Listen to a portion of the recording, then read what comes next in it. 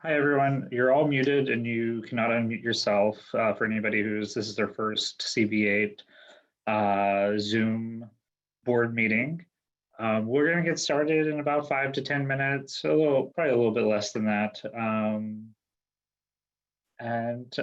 We hope that you all enjoy the meeting.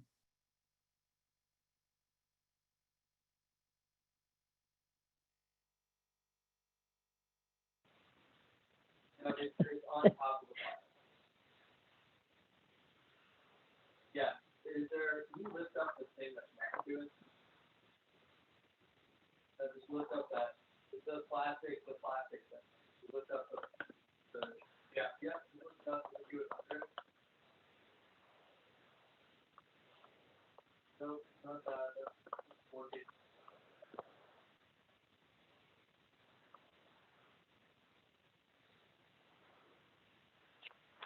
Are any of the piles of parts on top of the small cardboard box? Or top of a big cardboard box? What's underneath that? Seth, yeah. You need to, Go upstairs. Yeah.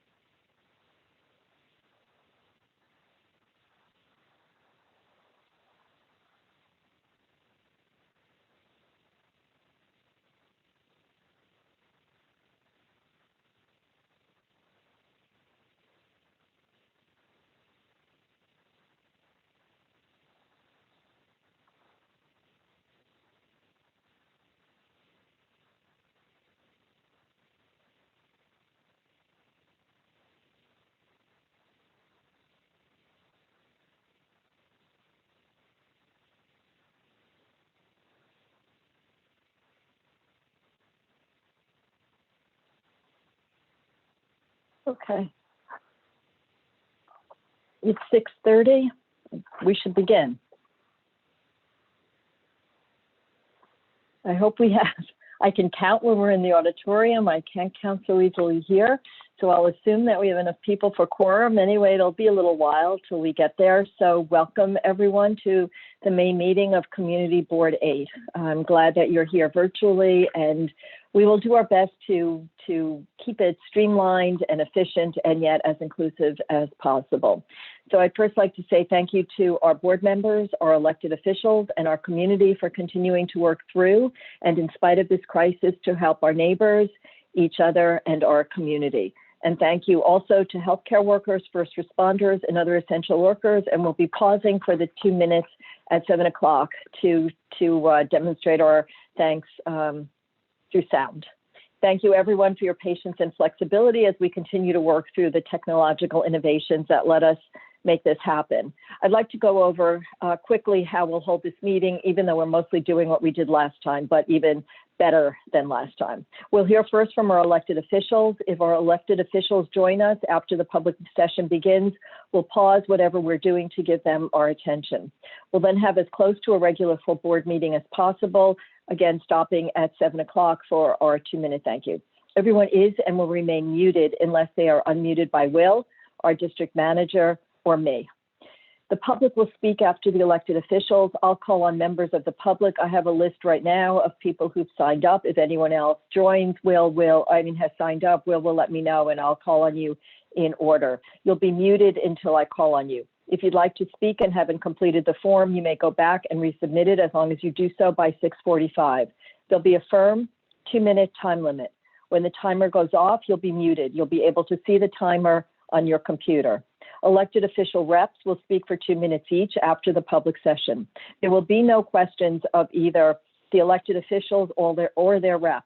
We're asking that they provide contact information to be posted on the chat so that you could get it. They're all very responsive. After the public session, we'll move to the executive session, meaning that only full board members and public members of CB8 will be able to speak. However, all of the board members and public members will also remain muted until called on. The order in which hands are raised will determine the order in which I call on board members. We need to have an attendance record. The secretaries will be assessing whether all board members who signed in through the forms are actually at the meeting as participants. I want to make sure that there is full opportunity to participate.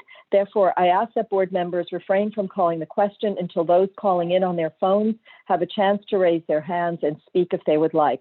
Please remember that unlike in-person meetings, I don't have any sense of the overall sentiment of the board. I'd ask that board members keep, their comments to under 90 seconds. No one will be able to speak for a second time until everyone has spoken who would like to. If there is ample time, you may be called on for a second time, but no guarantees. Please remember that we want to keep this meeting efficient and expedient while still allowing discussion. If there is no opportunity for a second comment, it would be because there are a lot of speakers or time is running late. While there have been suggestions to time board member remarks, that is a measure of last resort. So I ask you voluntarily to be as succinct as you can. When a motion is made, if you'd like to second it, please click on the yellow hand clapping or thumbs up, which you could find at the bottom of the screen when you click on reactions. Voting will also be different. For streetlights, there will be one vote at the end of the committee report. I will assume that you're voting yes. If you don't want to vote yes, raise your virtual hand as a participant. You will then be called on to vote no, to abstain, or to not vote for cause. Landmarks and transportation will also be treated where everyone is assumed to vote yes, and you'll have an opportunity to raise your hand if you prefer to vote no, to abstain, or not vote for cause. But we will be doing one vote per resolution in landmarks and the same thing in transportation. Please remember that whatever you chat will be public information when this meeting is transcribed, so be conscious of that. Everything generally takes twice as long in virtual meetings. And thank you again for participating in this meeting, whether you speak or not, and for helping our community during this unprecedented crisis. Okay, let's see. Are there any elected officials, Will? If there are any elected officials that are on the line, would they just chat me so that I know? I know we have a couple of reps. They'll go after the public session. Yeah. So we have like the controller's office and the mayor's office and all of those folks, but I don't see if we have anybody else here yet. Oh, I think maybe Liz Kruger is here. I see Liz. Oh, so yay! She's always we're delighted to see her. And try to find. I saw her name. Oh, yes, that's the reason why I'm struggling, because it's not under L. Um, Sorry. Hi, no, everyone. hi, Liz. Hi. Yeah, I had tried to chat. Hi. Hi, Alida. Hi, everyone. Yeah, I think I'm on my Senate Zoom account, and they call me Elizabeth for some bizarre reason, even though I've asked them to change it to Liz. Thank you for giving me a few minutes. I'm glad to see so many faces and smiles, and even children. Hello, the children who are joining us also. Hi. You know, it's a tough time for everyone. I know we're all in complete overload on this going on and how long it's been going on. So I just want to say my office is there if there's any way we can be helpful to you. We're sending out daily updates on my listserv of information as we learn it from city, state, and federal. If you have any information you think we should be adding to our daily updates, please let me know or Michael know, my staff person. We're all working full time. We're just working from our homes. So the same contact information. But Liz at LizKruger.com is a fine way to get a hold of me. The state is in serious trouble monetarily, and we will probably be heading back to Albany next week to try to confront some of those problems. But they're pretty enormous unless the federal government comes through with big money for us soon. Does that bell mean I should stop now? I will stop. No, that was Oh, okay, fine. Again, I don't want to take a lot of time, and I understand we're not taking questions, but please do reach out to myself or Michael Van Italy, who I think he might be on this already, but who represents me at the board. And we're continuing to try to do everything we can to be value added, coordination with our other elected officials, coordination with the governor's office, the mayor's office. I always say this lately, so I'll say it again. If you haven't done your census, please do it maybe 5 times over if possible. We need to be counted in the US Census. If you are having trouble getting access to benefits, particularly UI, or if you know people who are having trouble with Department of Labor, we know that. We're working hard to make improvements in that. But lots and lots of people are reaching out to my office every day trying to get help with that, and we try to respond. I guess the good news is we're seeing fewer and fewer sort of emergency medical crisis type of calls. I think that we're getting our arms around that, at least in my district. And even our hospitals are not necessarily 100% full.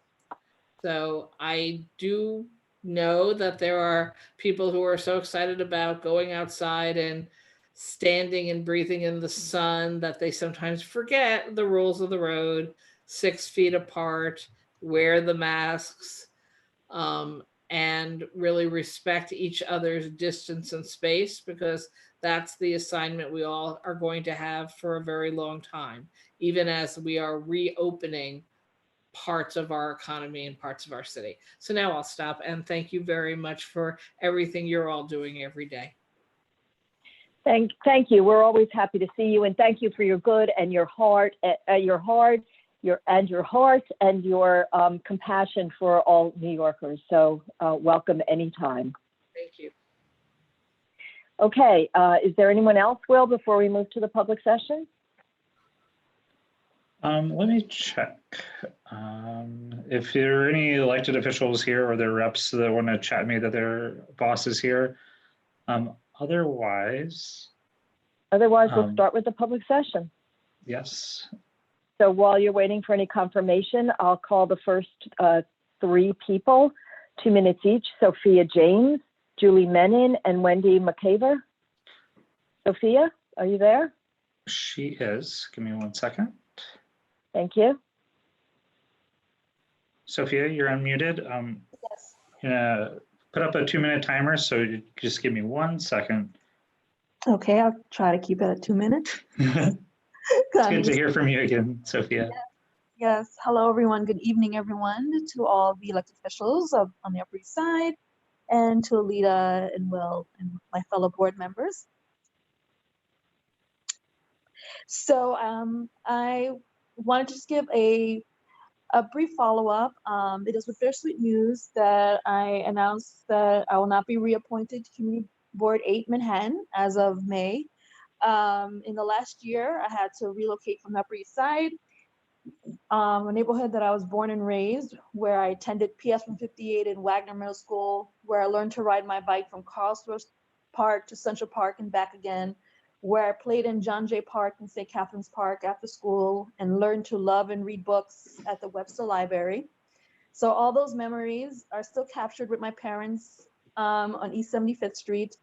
I have thoroughly appreciated and enjoyed the opportunity to serve with each and every one of you, to the contribution of all the services and all the fights that we've had for the community.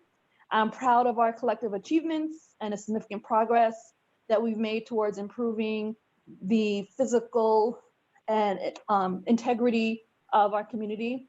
I'm particularly honored to have served as the technology chair and served on the Parks Committee and the Communications Committee.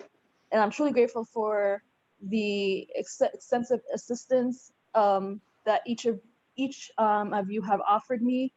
And I want to say that you're all tremendously dedicated, and I feel lucky to have volunteered by your side over the past 7 years. So I'm hopeful that I've given sufficient contribution to the board, and I look forward to seeing and working with you all again in the future as I continue my work and my passion in Manhattan overall. So thank you, everyone, and I look forward to seeing your accomplishments in the community as well. Thank you, Sophia, and we look forward to seeing yours. It was a pleasure to work side by side with you on the board. I hope everything goes well and continues to go well for you up in Upper Manhattan, and I look forward to crossing paths and working with you again. It looks odd to be just looking at your photo, but good luck, and thank you. Will, would you unmute Julie? Yes, give me 1 second.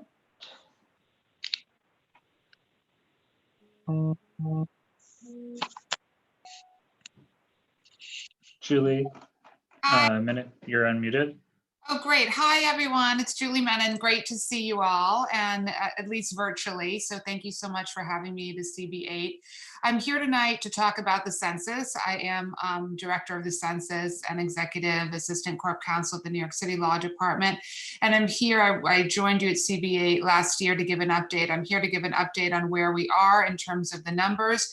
Currently, about half of New Yorkers have filled out the census.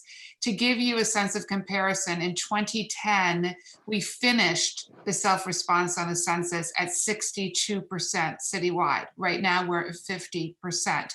We are now paying the price for the lack of New Yorkers who didn't fill the census out in 2010.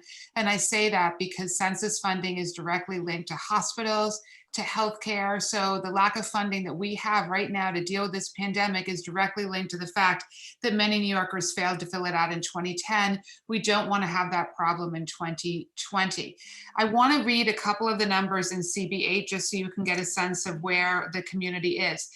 The Upper East Side, unfortunately, is one of the lowest performing neighborhoods in the borough of Manhattan. It's actually in the lowest 10. It's at 43.3%. Roosevelt Island is on the higher end at 55.3, Lenox Hill at 41.5, Yorkville at 57.4. So I just want to give everyone a sense of that. What is our office doing? We're doing text-a-thons. We've texted over 5 million New Yorkers in our peer-to-peer text-a-thon. We're now phone banking into hard-to-count communities, which is a time-intensive process, but we really believe is going to pay off. We're running contests. Right now, we have a contest where if you fill the census out next week, you can receive a phone call, be eligible to receive a phone call from Lin-Manuel Miranda. We have another big contest that we're announcing on Friday that I think everyone will be excited about. So stay tuned for details on that.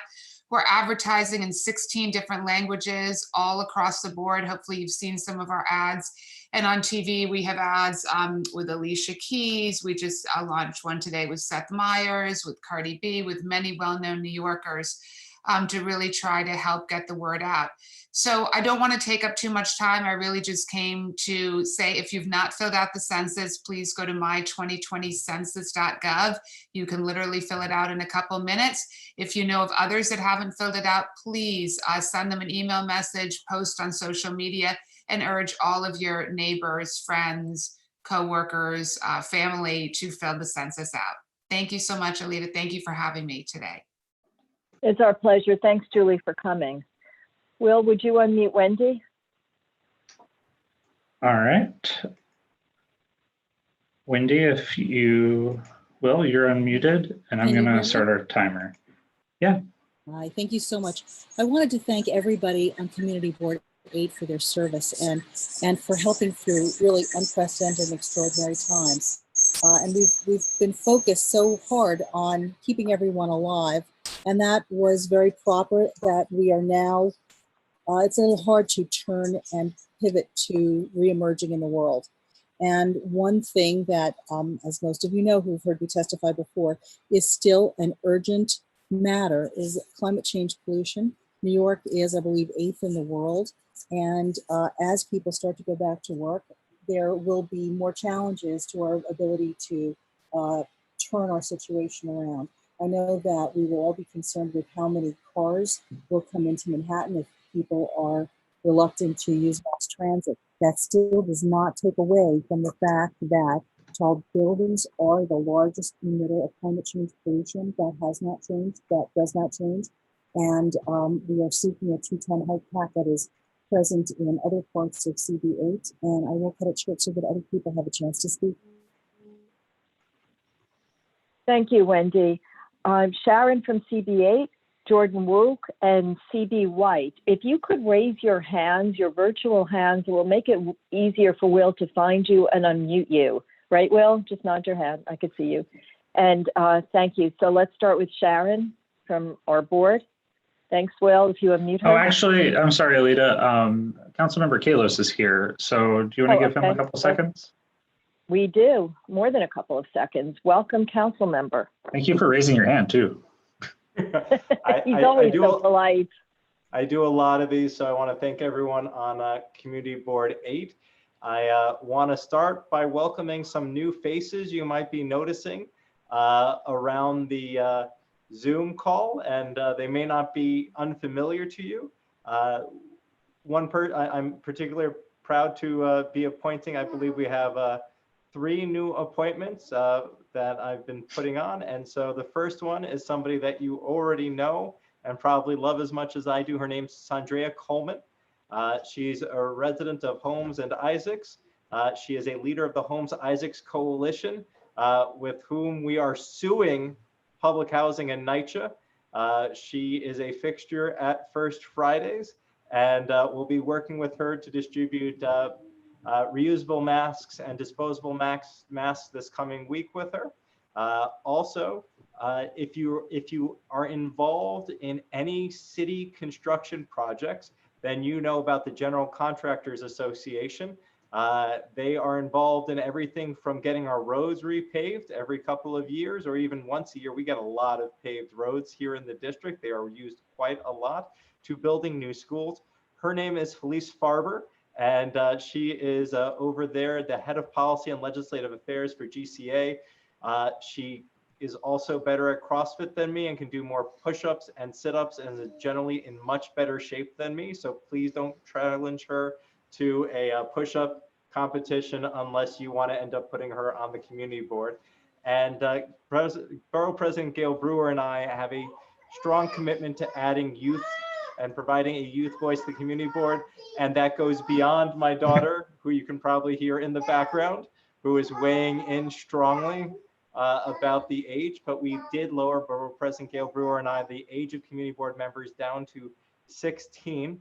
And we always try to appoint a high school student. So if you can join me in welcoming Harrison Pearson Paynes, who is a junior at the Beacon School and grew up in the neighborhood. So those are just some of the quick folks. And if you can join me in welcoming them, you can't really get an applause. Usually you would. And I'll just try to make the rest of the report. I see people clapping their hands virtually, so that is absolutely amazing. Some important news, there are lots of tests available. We've been working on it since day one, or at least I have. When other people are saying no tests for anybody, I've been saying we need tests. So we now have tests, any urgent care on the Upper East Side, City MD, Northwell, LabCorp, Quest Diagnostics, everyone and anyone has them. If you need, and from what I'm hearing from folks, they're just not charging people and billing your insurance. If you are uninsured, the city does have several locations in the borough. You can learn more at benkalos.com/newsletter. We've been distributing 3 face masks on Roosevelt Island, Carnegie Hill, East Harlem, Lenox Hill. We'll be doing Stanley Isaacs next. We've gone through 1,600 masks. We just got another 2,900 from the mayor, and that's because when the mayor announced the free mask distribution, he omitted the entire east side from the tip of Manhattan to East Harlem. So we brought this to his attention. He said, fine, you give them out. At this point, my office is looking to partner with community organizations. So if you are a neighborhood association or a senior center or other program, we've reached out to you today and we're happy to partner with you. We are still working to reopen. If you're interested in tracking it as much as I am, you can go to the Department of Health and Mental Hygiene website for coronavirus, where they also have a tracker for the different data. We've been trying to support small business, and we did a town hall with our Congress member, Carol Maloney, who's helped pass, I believe now, 4 stimulus bills, and as the oversight chair, making sure that money actually gets to people. You can see that. Alternate side of the street parking, if you didn't already know, is back in effect until the 24th, at which point it is suspended from the 25th to the 27th. I think that's some of the big pieces. Other pieces are that I'm hoping that you are able to address it tonight. I'm not sure if it's available on the agenda, but I think you already passed a resolution in support, which is we're seeing crowds at the bars and restaurants in the neighborhood as people see the nice weather and don't want to stay home anymore. And yes, I'm actually sure you passed a resolution, but I proposed specific locations along 2nd Avenue and 1st Avenue and York Avenue that I'd love you to consider weighing in on for them to convert parking spots into outdoor seating, and then tell the establishments that if they do that, they have to mind people congregating outside. We've introduced legislation to protect our essential workers and give them protections from being terminated.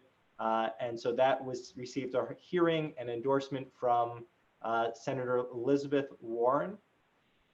And I'm just trying to think if there's any other, the most important piece, especially in June, is that everyone can now vote by absentee.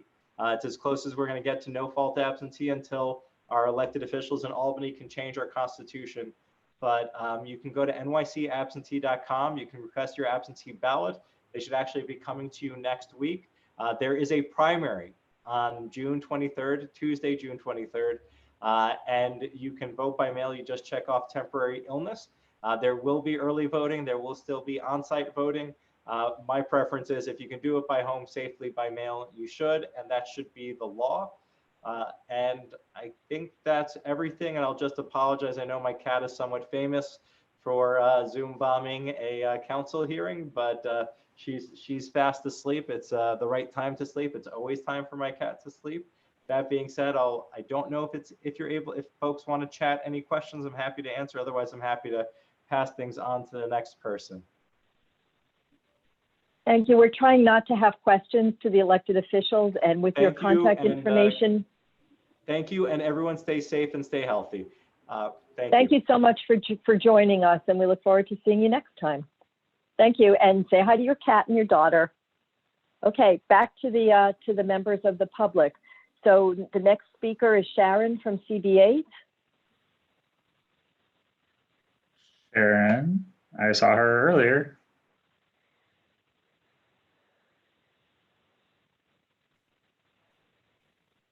Okay, let's go to Jordan and we'll come back to Sharon. Sharon, if you're here and would still like to speak, please raise your hand and we'll have you after Jordan. Jordan Woke, 301 East 87th Street. I'm a public member of the Transportation Committee. I'm in favor of opening Park Avenue roadways on weekends. During those hours, vehicles may use the roadway at less than 5 miles an hour. to allow for front door pickup and drop off of people and packages. There are at least two reasons. The first is to reduce the spread of the novel coronavirus. This past Saturday, Kathy and I walked through Central Park from East 90th Street North to the end of the park. We generally use the drive because the footpaths were too narrow for the volume of traffic. The problem with the drive was that joggers and runners who use the drive often pass within less than 6 feet of us. They tend not to wear masks, which is understandable. Their unmasked, heavy breathing left large plumes of droplets behind them. If they were carriers, these droplets would contain the virus. We know transmission through the air is the primary way the virus spreads. On Park Avenue, the cross streets will remain open, making it an uninviting place for runners and joggers. The second, narrow sidewalks do not work for couples who want to maintain social distancing. A board member who resides on Park Avenue has advocated the use of sidewalks specifically on Park and Madison. On Tuesday, Kathy and I walked on both avenues with the tape measure. On Park Avenue, because of the tree guards, the free path shrinks to about 7 feet 4 inches. Free paths on Madison Avenue are narrower. If couples want to pass each other, keeping social distancing is close to impossible. This topic is actually a hot one on the internet under the title Couple Spreading. For these reasons, I support weekend opening of Park Avenue. Thank you. Thank you. Thank you, Jordan. I see Sharon has her hand raised. Will, would you unmute her? Give me 1 second. Just want Thank you. to, I forgot to put the timer up during the last one. That's okay. That's okay. Everyone is being restrained, which we appreciate. Sharon? Hi, and thank you, Will. Thank you, Alida. And also, yay, Roosevelt Island. We have the highest rate of return in Community Board 8. I could not let that go without congratulating Roosevelt Island. I'm here on behalf of Bike New York, and I am the Director of Community Outreach as well as the membership program at Bike New York. In 2019, we taught approximately 25,000 people bike safety skills. In 2020, we're not going to come anywhere near that. I want everyone to know that we have moved all of our classes to virtual classes.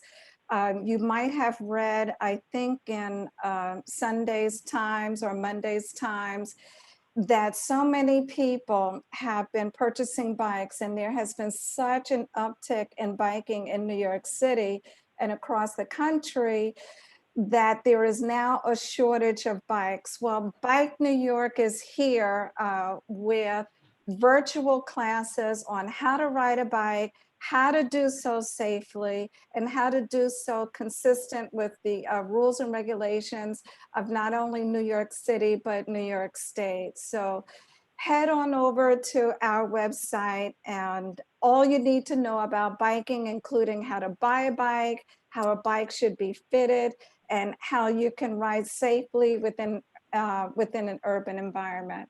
Thanks so much. That's it. Thank you, Sharon, and congratulations to Roosevelt Island. We need to catch up. If CB White is here, would you raise your hand so Will could unmute you? And in the meantime, also the next three speakers are Roseanne Albert, Stephanie Reckler, and Larry Parnes, or Parnett. I'm still not so good with names. Okay, Will, all I see is the timer, so I don't see any of the participant hands, but I trust you do. Their hands, well, actually it's 7, so let's take a quick 7. break. Okay. And I'm gonna unmute everybody and stop sharing my screen. And everybody just start clapping.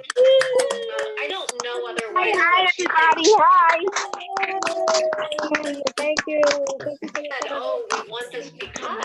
you know, Yeah. we think we need this or this. Right. I think that To see Sandra Coleman. Thank you sort next. of For bringing it San up to Francisco her. Bridge. And in her most recent emails, she well, I see that other states are doing this. Can't we? Hand clap now. I'm There's sorry. Larry. Did it. Right? Did Hearing it that outside my resolution window. last year say Yay, Lori's we got an declare this month, this year? This or just we declare this month? I'm like, why are they doing all this? Oh, that's a good question. I know, I forgot. I think that was just for 1 year. So I don't think it's an ongoing, which is what she wants. So in other words, May of every year is what she would like to see. See, that may not be allowed. It may be that if you're doing a resolution, that's only for once. I don't know. But that's why I'm sort of opposed to this. I Everybody can just keep sort of think clapping if they want to, but we're going to giant, unmute everybody again. waste Thank of. you, Will. 1 second, Alida. I've got to find you to unmute you again. There you go. Thank you. Yeah, and thank you for reminding me. I lost my clock, so I'm glad you did. Okay, I still don't see CB White. I do see, Larry. do you see? I see Larry. I see Larry. Do you Parnes. see Roseanne or Stephanie? No, not yet. So repeat their Okay, names so so that they can hear them. Yes, let's start with Larry Parnes or Parnassa, and I apologize. And then if CB White, Roseanne Alberts, and Stephanie Reckler are here, please raise your hand so it's easy for Will to find you. Larry, go ahead. Larry. Is he unmuted, Will? He needs to click a button at the bottom of his screen to unmute himself. I've offered to unmute him. There you go. Hi, everyone. Greetings from San Antonio, Texas. I see a lot of familiar faces out there. Lots of new ones, lots of familiar ones. Since we've been out here, we've been following the board through the minutes, through the TV, the meetings on YouTube, and now I catch this amazing Zoom meeting, which I think is great for the community. I was watching the Street Life Committee last week. I thought that Abraham was actually on the Starship Enterprise when I saw him there. I want to suggest that the board add a resolution to its vote on item 4C from the Street Life Committee that relates to the Plaza Athene Hotel, and that the board add a condition that the hotel's restaurant place a commemorative plaque on the table where Judy and Barry Schneider had their first date. So greetings to everybody. I'm still a Ranger fan. Next time we're in the city, we'll try to bop in on one of the meetings. Stay well, be safe, enjoy. And it's a great job to be on the community board. So long. Thank you. Thank you for your levity and your brevity. Okay, do we have either CB White, Roseanne Alberts, or Stephanie Reckler? Will, do you see them? I don't see anything but the timer and 4 faces. I see Roseanne. I do want to follow up on Larry's statement, though. 54 years later, at least, Barry and Judy celebrated their anniversary this week, 54 years. Wow, happy anniversary. Give little Yay. reaction applauses to them. So You guys should be wearing hats. Okay. Okay, we're gonna unmute Roseanne. Thank you. Okay, can you hear me? Yes. Yes. Hi, thank you for allowing me to speak. I guess I echo one of the first people who talked about Park Avenue. I find, since I'm sheltered in 63 days, that it's very difficult to go out on 91st and 3rd Avenue. Again, I agree that the sidewalks are very narrow, the avenue sidewalks, due to some of the stores having fruit stands outside and enclosed barriers, and people sometimes don't wear masks. So I really have nowhere to walk safely. without coming within 2 feet of anyone coming east or going west. And I would like to advocate strongly for Park Avenue because East End Avenue is too far away. There's a big hill to walk down, and people who with mobility challenges can't get to East End Avenue to have a street to walk. And as a result of this, there's nowhere for us to walk safely. I also think long-term, the community board might think of options of how to free the sidewalks on 3rd Avenue, 2nd Avenue, Lexington Avenue, where there's so much foot traffic, and between the trees and the stores, there's a very narrow space, sometimes not even 3 feet, where people can walk. So down the road, I think we need to change and perhaps think about emergency contingencies and rules for sidewalk accessibility. Thank you. Thank you. Thank you. You could contact your elected officials, the borough president's office, the mayor's office, your city council member about Park Avenue. We have a resolution, but you should feel free to contact the actual decision makers. Okay, thank you. Okay, Andrew Rosenthal and Andrew Ravascare and Meredith Ballou.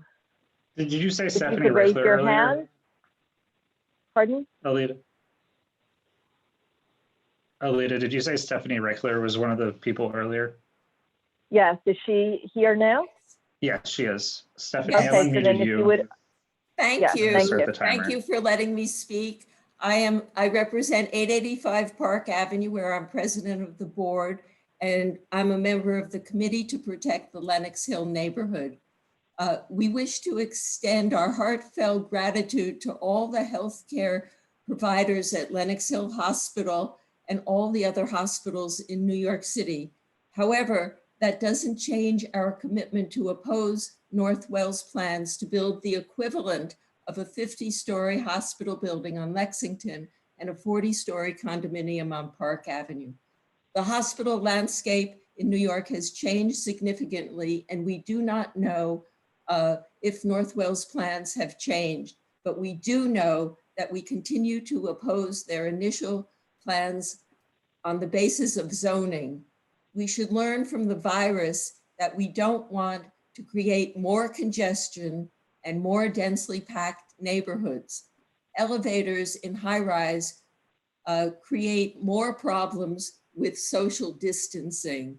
So we look forward to Northwell's new plans, and we will definitely support updating Lenox Hill Hospital, but not a 50-story hospital building on Lexington Avenue.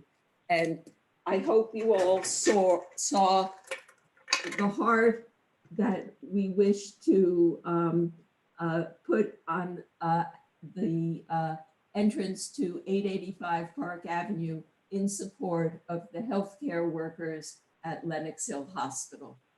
And thank you for letting me speak. Everybody Thank stay safe and stay well. Thank you very much. And the same for you and your family.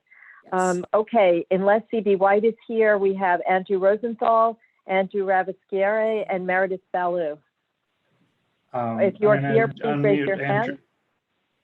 I'm going to unmute Andy Rosenthal, which I assume is the same person. Thank you. Andy, you have to, there you go. I'm unmuted. Thank you. Yes.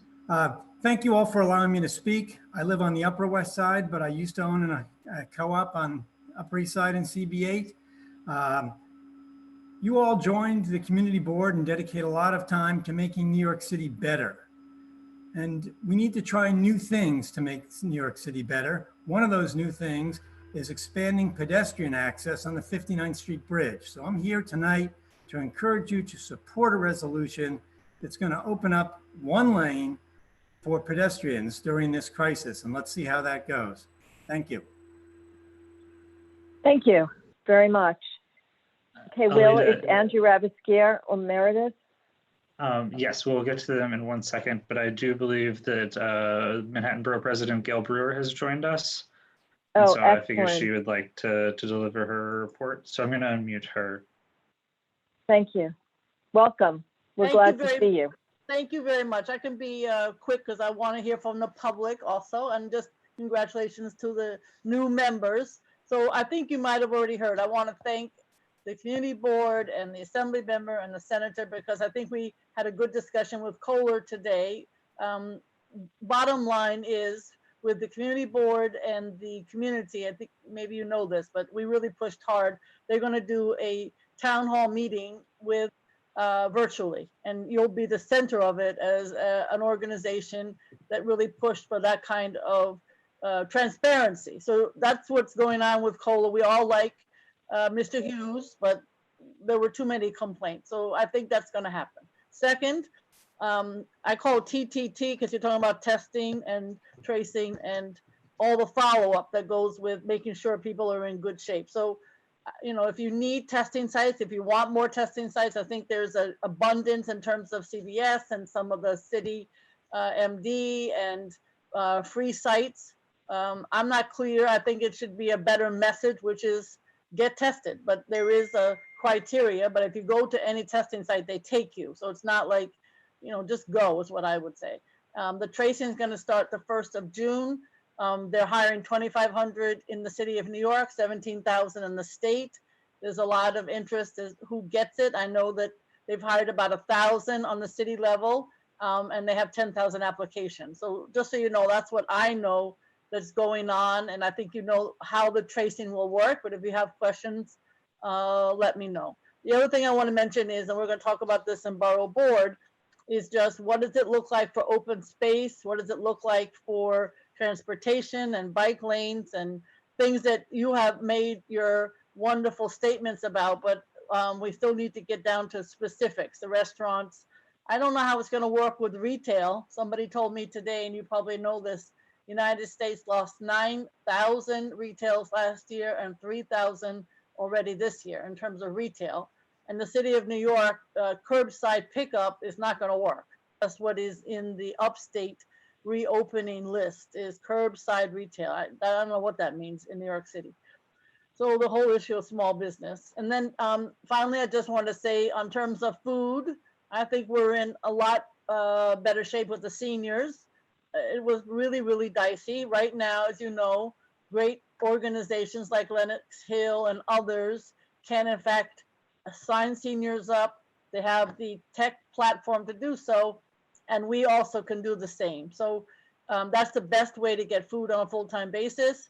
There's also 311, but we want to move, and the city does too, the seniors off of the 311 to get the appropriate nutritious food that is on the city site through the senior center. It took me forever to understand. I don't think it's quite worked out, but it's getting a lot better. I don't have hundreds and hundreds of calls. I think the state folks are working on unemployment insurance. We've had quite a bit of success. I think the state is trying in terms of that, but people are understandably really, really nervous. I just was on a phone call with all the hospitals, thanks to Congressman Espaillat, and the numbers are way, way down. That doesn't mean that, you know, we all are fearful of something that could happen in terms of people opening up their cities and then finding all the challenges that exist. But the numbers at Sinai and Northwell and H&H are way, way down, thank goodness. So that's a quick report. I want to thank Isabel. I want to thank your chair and your awesome district manager for everything that you're doing. And I think we'll just have to, we want to hear from you about what you think should be an opening scenario whenever it will happen. I know that the telemedicine and schools and home, we're going to see a lot more people working at home. We're going to see less, I think, companies in Manhattan, I get asked this all the time, using commercial space. So what does that mean for the neighborhood? What does that mean for the commercial space in the neighborhood? Those are things to keep paying attention to as we go forward, because to be honest with you, that impacts Manhattan. And the other group that's really hurting is the entertainment industry, Broadway, off-Broadway, off-Broadway, and all of the amazing arts groups that you know. They may not come back until next year. That's the fear, but something that people are worried about and is a more realistic date would be March 2021. As a lover of the arts, as you are, that's a very awesome, frightening fact. Thank you very much. Thank you. And also thank you for your persistent work on Kohler. It's really made a big difference because of various regurgitations of the fact that there are no problems there, and we seem to know better and have other ideas. So it takes the kind of persistence that your office has to have made a dent in that and helping people get better and stay better. Thank you. Thank you. Okay, Will, Meredith, and then we have Andrew. And I think that's everyone who has signed up to speak. I believe Lo Vanderbalk also signed up. And so. Oh, I don't have him on the list, so, but that's okay. We'll get Lo at the end. So let's do Meredith. Hi, everyone. Nice to see all of you. My name is Meredith Ballou. I'm the Executive Director for the Friends of the East River Esplanade. And I just wanted to speak very briefly to make sure that obviously, given the circumstances, the normal slate of events that we have scheduled for the foreseeable future are unfortunately canceled. But I also, more importantly, wanted to address some of the safety concerns that people have expressed about conditions along the Esplanade. As I'm sure most of you know, there are very narrow portions of the Esplanade in the Community Board 8 area. And so we are in very close contact with the police department as well as the parks department, and they have assured us that they have regular patrols going on up and down the Esplanade, encouraging people to maintain social distance, wear masks. We are also encouraging our elected officials to set up mask distribution sites along the Esplanade for those who don't have masks. So, just wanted to put that out there, make sure if you are utilizing the Esplanade that you're doing so safely. We know that parks and open space are a balm during this terrible crisis that we're in. We want them to remain open for the public's use, but we want people to be safe when utilizing it. And feel free to get in contact with me. We have had people who have reached out to us either via my email, which is esplanadefriends with an S on the end, ED, like executive director, ED, @gmail.com. Or follow us on social media. We've been posting articles and other things that pertain to open space in New York. And we just hope that everybody is well and hanging in there in these very difficult times. Thank you so much. Thank you. Okay, do we have Andrew Ravischer Andrew is up next. or Lo? Pardon? Andrew is up next. I've unmuted him. Hi, everyone. Thank you. It's good to see and hear all of you, even if it's virtually for the time being. I want to speak briefly tonight about the necessity for a 210-foot height cap on all new developments immediately, which has only been reinforced by recent worldwide events. Over the last few weeks, much has been discussed about how the planet is recovering while we've all been in quarantine, whether it's CO2 emissions dropping or an ozone hole closing up. But more recent news has centered around the connection between climate change and our risk of other pandemics. The construction and operation of buildings above 210 feet is a major cause of concern in our city's efforts to curb climate change. Studies around the world have shown that buildings above 210 feet emit a disproportionate higher amount of carbon dioxide than their moderately built counterparts, contributing to the increase in our local temperature due to the greenhouse gas effect. The very height of tall buildings causes an urban heat island, which is the increase in urban temperatures caused by the effects of tall buildings on each other and the surrounding environment. Increased ground temperatures lead to an increase in ground level particulate matter, which deteriorates our air quality and predisposes us to respiratory failure. Experts from the World Health Organization and Harvard have recently made clear to the public that the connection between climate change and the frequency of pandemics is undeniable. We're at a moment of infrastructural reckoning, and for the health of current and future New Yorkers, it is essential that we enact a 210-foot height cap immediately, which is the norm on other parts of the Upper East Side and which has been accepted by the community board in the past. Thank you. Thank you. Okay, Lo, if you could unmute him, Will. I will. I'm gonna Thank you.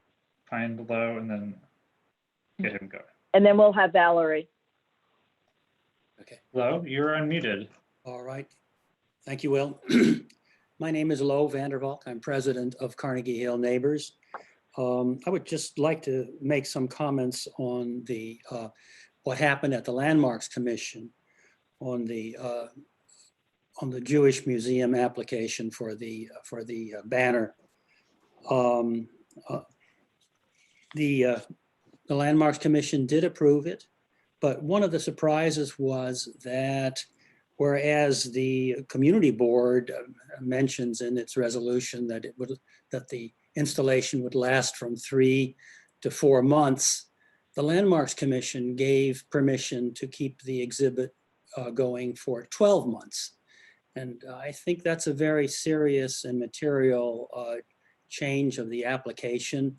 And we are concerned about that. I don't know what we can do about this in the future, but I just wanted to flag it. Maybe the community board, which unanimously disapproved this large banner, 30 feet by 100 feet on the second and third floors of the Jewish Museum facing Fifth Avenue.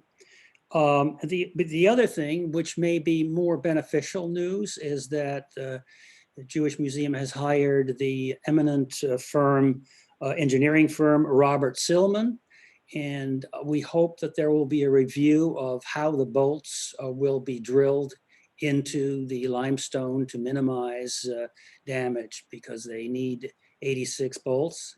And the suggestion so far, approved by Landmarks, is that the bolts, which are about 1.25 inches in diameter, will go into the mortar joints, which are only about a little bit more than 1/4 inch. So you will get damage on 2 limestone panels with this. So we hope that will be reviewed as well.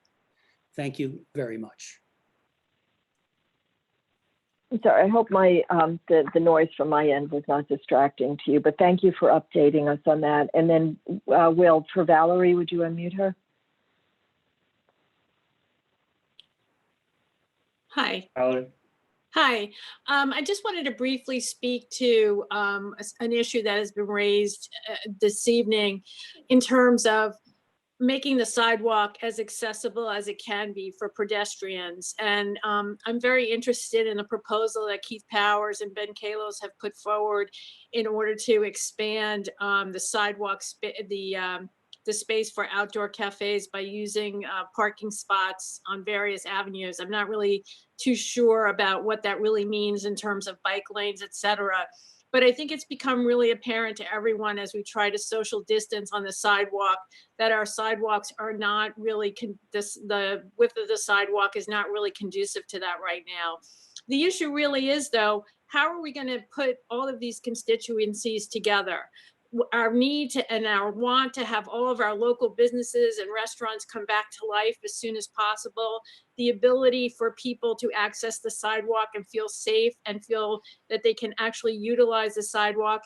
And then we have the other element of the street vendors. And as the governor has mentioned many times in his pressers every day, this is a time to look forward and to make New York better. And this is a perfect opportunity to finally look at whose sidewalk is it anyway? And how can we, acknowledge that there are immigrant groups that are using the street vendors, the carts as a means of employment. But we really need to look at and go back to proposals that this community board has passed in the past and look at whether we need assigned locations, because we need to control all of our sidewalk. And that means looking at vendors, restaurants, and making as much possible room for pedestrians.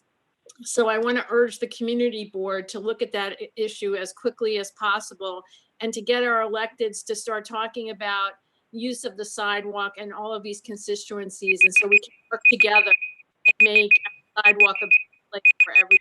Thanks. Thank you, Valerie. Will, thank you. Maybe the Street Life, Transportation, and Street Vendors Committees could have a joint meeting about that if you guys want to get in touch with each other, because that is a proposal about using sidewalks for cafes and restaurant space, and the vendors has been an issue raised by a number of people.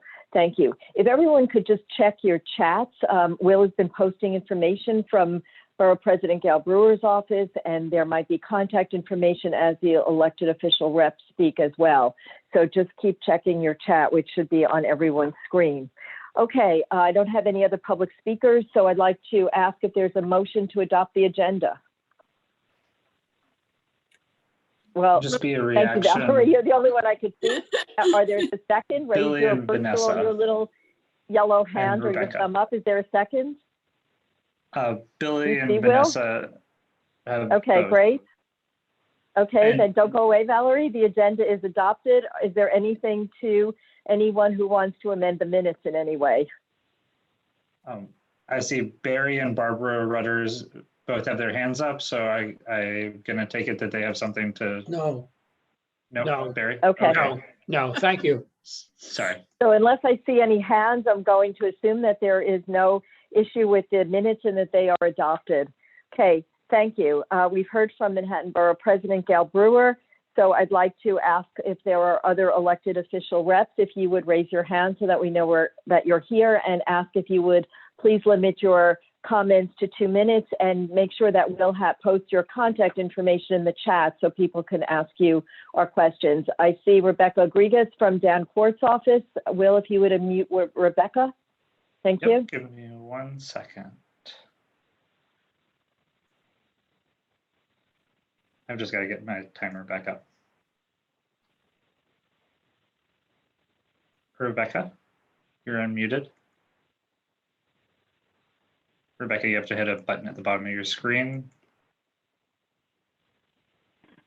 Hi, everyone. This is Rebecca from Assembly Member Dan Quart's office. I hope you guys are doing well and hanging in there. Nothing major has changed since my last report, but I will mention a few things that we're doing and some events that we are planning.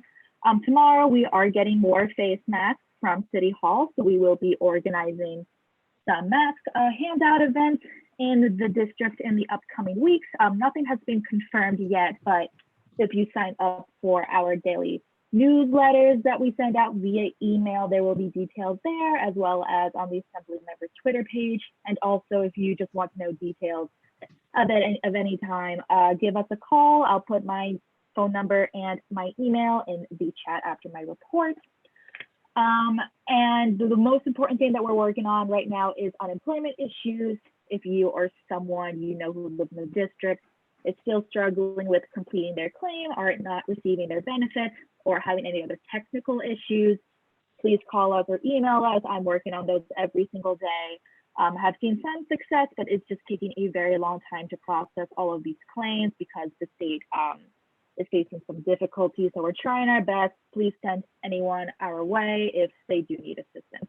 That's pretty much all that I have for this evening. If you guys have any questions, send me an email and I can send you a message back. Thank you and have a great night, everyone. Thank you so much, Rebecca. Who's next, Will? We have Isaiah Jenkins from the mayor's office. Thank you. Isaiah, welcome. Thank you, Will. Thank you, Alida.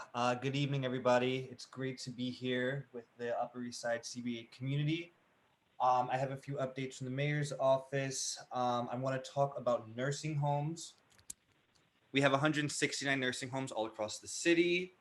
We know the state is working hard to make them safer, but the city is also stepping up.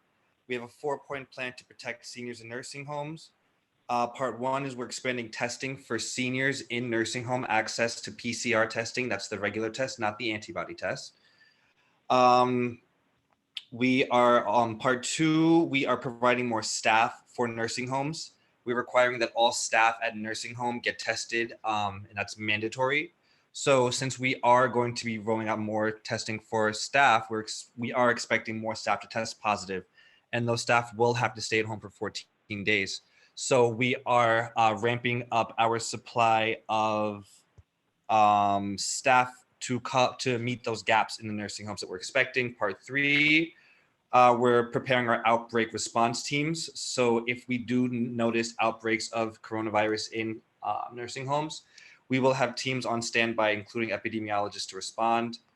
And the fourth part, we are shifting more towards home-based care and trying to get away from aggregate communal living facilities. And there's more details on that to come.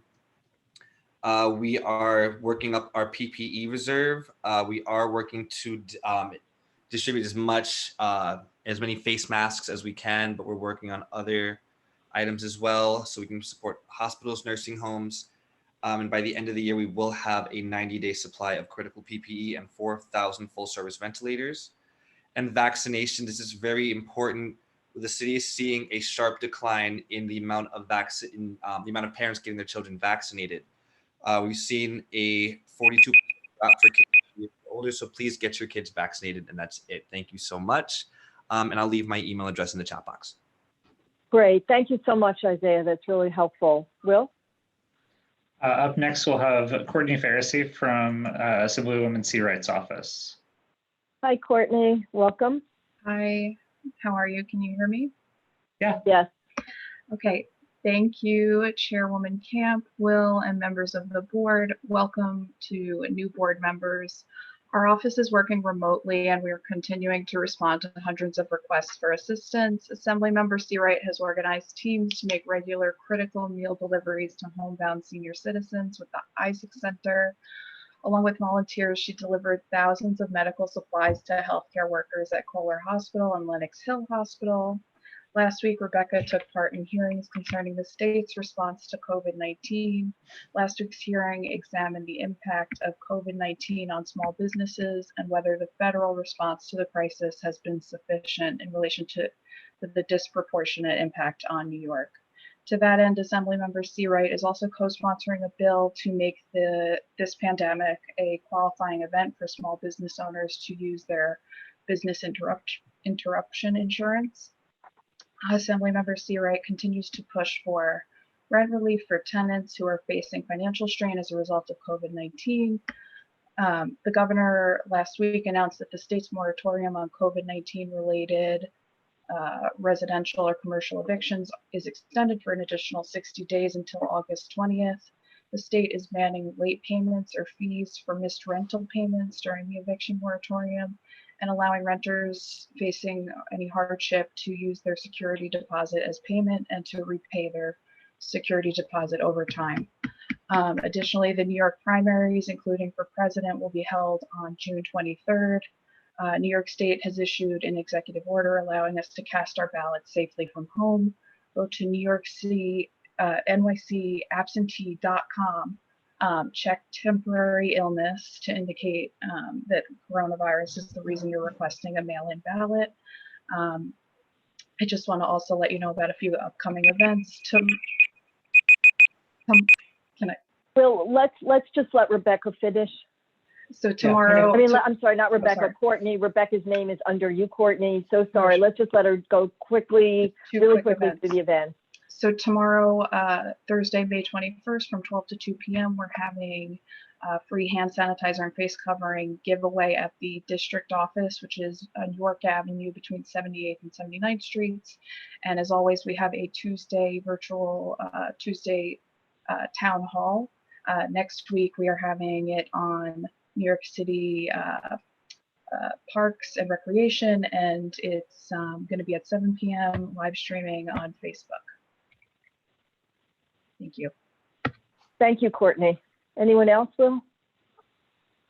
I saw Nina Saxon from the controller's office. Nina, I'm gonna hope that you still want to speak and unmute you. But I also see Philip from the public advocate's office too. Hello, Nina, everyone. you're unmuted. Okay, thank you. Hello, everyone from Community Board 8. It's always a pleasure to come a little bit to the down from East Harlem to come and be with you guys. Really quickly, New York City Controller Scott Stringer has a new weekly newsletter called New York by Numbers. It's a weekly economic and physical outlook. So I already put it in the chat. And I will be giving you this every week until Michael Stinson comes back from paternity leave. Also, we also did a special report on Election Day operations of New York City Board of Elections. I also put that in the chat. I sent it to Will, and I really would love for everyone to look at it. If you have any feedback or any questions about the economic weekly physical outlook or any of our reports, please feel free to contact me. I will definitely put my email and my personal cell in the chat, and you can speak to me as much as you can. And if I can't answer your questions, I'll make sure I have someone that will. Thank you so much. Please be safe. And I want to say congratulations to the new board members.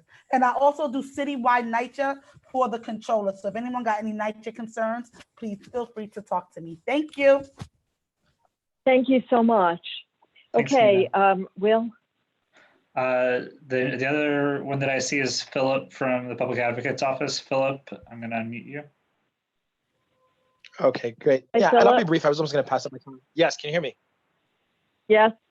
Hi, Alida. Hi, Will. Pleasure to be here. Philip Ellison, a Manhattan Borough Advocate from the Public Advocate's Office. Also sit as a bridge member thinking about technology and data and the ways that they intersect. So just first and foremost, congrats to the new board members.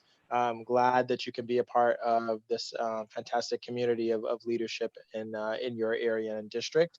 And so very briefly, just two things, just kind of what the Public Advocate and Damani Williams has been working on, have been and really at the forefront this week, is just he was at the committee testifying on City Council, really pushing back, calling the mayor to account on the summer youth, really viewing it as a sacrificing our youth's workforce development and education needs in the summer, and really, has been every step of the way trying to push back on those cuts.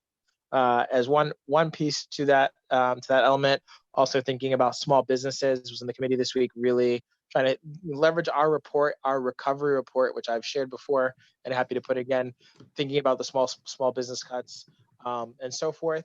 And lastly, I did send an email to the board, to CB8 to share, is just about contact tracing and just some of the work. Jamani Williams was first, and thankfully also with the support and the vocalness of Manhattan Borough President Gail Brewer, right, who's been doing that kind of data work.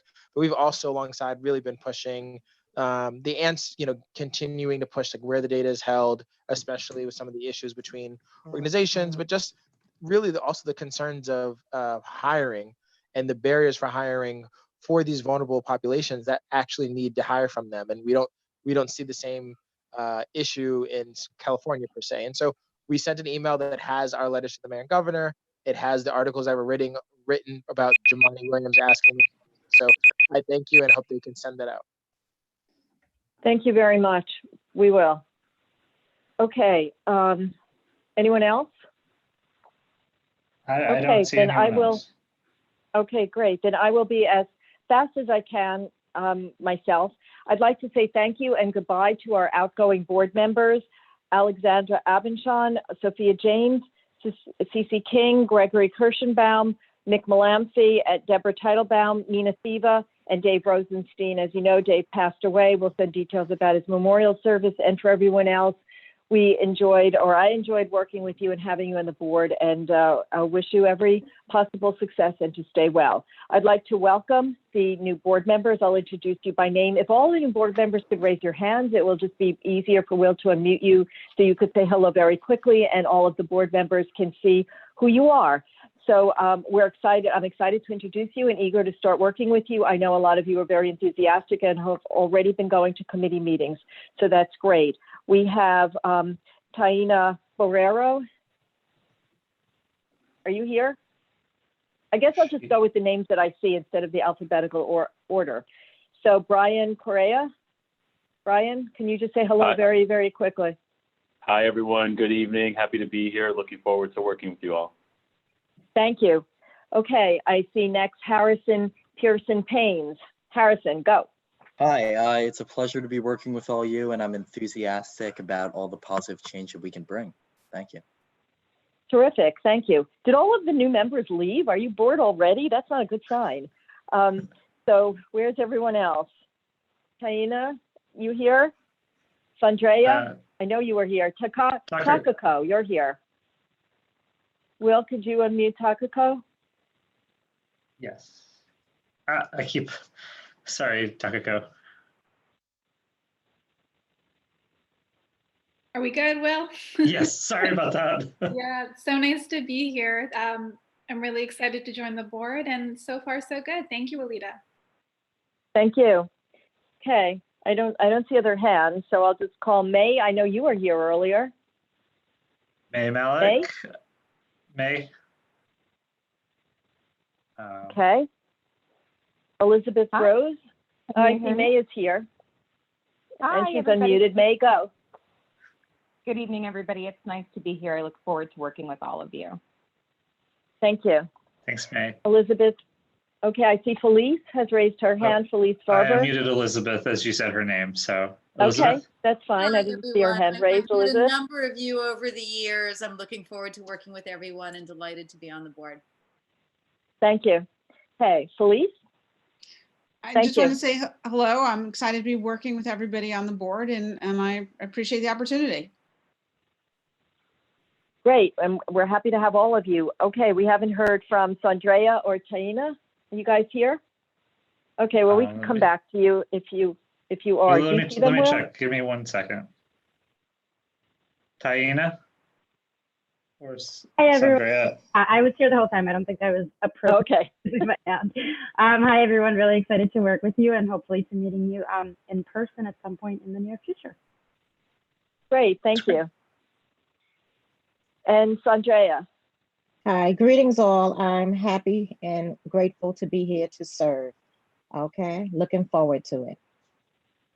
Terrific. I just want to highlight that we had an orientation and Sandrea mentioned that there were not enough masks for NYCHA residents, and May Malik, who is part of the administration, said, I'll get masks. So that is just a really good example of the synergy and the collaboration among board members for the benefit of the community. So thank you. Okay, starting on June 4th, every other week, we're going to be presenting programs called Restarting Our Neighborhoods on how small business, including restaurants and retail, can get started all over again. The first program, as I mentioned, is June 4th at 6:30, and it will be about the health and safety issues. We have the commanding officer at Central Park Precinct, we have a public health official, and we have the head of the Chamber of Commerce will be moderating it. And who is the third person? There is a third person on that, possibly a lawyer to talk about these issues. And the following week, maybe legal and financial, will have an opportunity for the community to learn how to be a better community person in order to support the small businesses, restaurants, retail that we want to see thrive. And then I am hoping that we'll be able to have various committees look at the issues of what could have been done better, what could we be doing better now, what could change in the future to make our neighborhood, our community, and our city a better place. So I'm looking for some input from the various committees on that point. I also have for the public, I know I received a call today concerned about the members of the public who don't have access to computers, and we will be posting information, hopefully in Assemblymember Rebecca Seawright's office just on the window so that people will be able to get all the dial-in information, which we do not have until the Zoom meeting is set up. So if you're a public person and you don't have access to a computer, stay tuned for that. We're hoping that you keep reading all of the updates that Will and I work really hard on, which are chock full of information. So thank you for reading them, for paying attention to them. Please fill out your census. Absolutely, we have to get the numbers up there. I've heard that for every person not counted, it is at a cost of $4,000 to the city. That really adds up. We need everything we could get. Please fill out the census. And I've also been told that if you ask your neighbors, your family, your friends to fill it out, that kind of a voice chain really makes a difference as well. So please do that. And then I think that's it. So stay tuned for all of this. And thank you so much. Will, back to you. Thanks. I want to be as very brief as possible with my report. We're really trying to make sure we get notice out to the public for our meetings as soon as possible. So I've reached out to a bunch of the co-chairs of all the committees. I've asked that you submit your agendas tomorrow because we really need to get our e-blast out on Friday, so there's plenty of notice. So if you are a co-chair of a committee that wants to meet in June, please get us a copy of your agenda as soon as possible by the end of the day tomorrow. I also want to join in welcoming all the new members. They've been awesome on our little orientation calls. And so I'm really excited to work with all of you. And I want to say a special thank you to all of the outgoing members as well. You'll find at the bottom of Nick's business committee report that he wrote a very sweet note to all of us. I hope that you'll take a look at that. But I just want to say thank you for all of the board members for all their hard work, for working with us and working with me. It's just been an honor. And then you'll all be receiving an email later this week, hopefully. Board members, you'll all be receiving an email later this week. We're just making sure that we have an up-to-date list of who all is on each committee. So you'll get an email with the committee list, and just please respond to Alida and I as soon as possible if you are on a committee that we didn't list you on, or if you want to join a new committee, or if you want to be removed from a committee. So we just want to make sure that we don't ever have any issues with quorum. So we're just going to be updating that. We try to do that at least once a year. And that's really all I have for report. So thank you all for just being a part of this Zoom and just going so boldly into very uncharted territory. So, and thanks again to the Borough President's Office for making this possible. So, Will, that's so touching. That's so touching. Thank you. I just have to add that the program on reshaping or restarting our neighborhoods is not only CB8, but we're working in conjunction with CB6, with the Madison Avenue bid, the East Midtown Partnership, Carnegie Hill Neighbors, the East 60th Street Association, and the East 86th Street Association as well. So there's a lot of community input and a lot of opportunity to reach all of the small businesses that hopefully will continue to populate our neighborhood. And then I also want to say that in response to Lowe's issue and concern about the increase in time period for the museum's outside display of artwork, that I will be talking to Jane and David to see if there's any response that we can issue with respect to that. Okay, now we're ready to get to the committee reports. So let's begin with the Landmarks Committee, David and Jane. Thank you. Okay, hold for 1 second and I'm gonna get them unmuted. David, you're unmuted. Jane, I'm finding you next. All right, you're both unmuted. I think, Will, David's going to handle the 3 resolutions. I think it's just easier than switching back and forth. We did that last month. Yeah, Jane, well, yeah, I'll take the first and you take 2 and 3. So it's very simple. Jane, you have to fix your screen. There's something really peculiar because all I see is your wallpaper covered with brown. Okay, why don't we at least start with 6369 East 83rd Street. Thank you, David. The screen somehow, Will? Yes, give me 1 second and I'll have it up. I didn't have it prepared, but that takes me 1 second. Just for background, this is the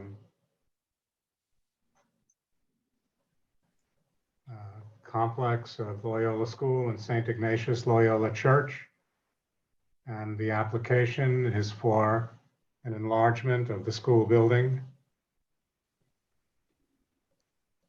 The this first view is to give you a very fast overview. The church, which is an individual landmark, and then the first 100 feet heading west, which in fact is the landmark historic district. And the idea is to put a new building in the court. Will, if you can go to the next one, please. Essentially, this is the new building. It's matching the red brick within the court.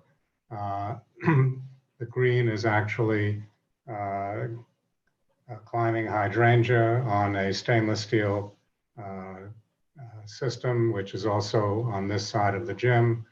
And of course, it goes all the way around if you want to look at it that way, but I think this is the best way to see it. There is nothing visible with the exception of 2 tiny little pieces of the new elevator. and that new elevator shaft can be minimally seen from two oblique views. So essentially, nothing is visible from the exterior, and the experience of the complex will be essentially as we see it now as we move along the streets. So this was a unanimous approval.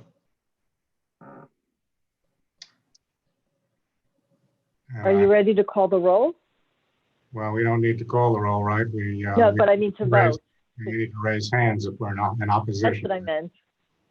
Thank you for paying attention. Okay, Rebecca Lamort.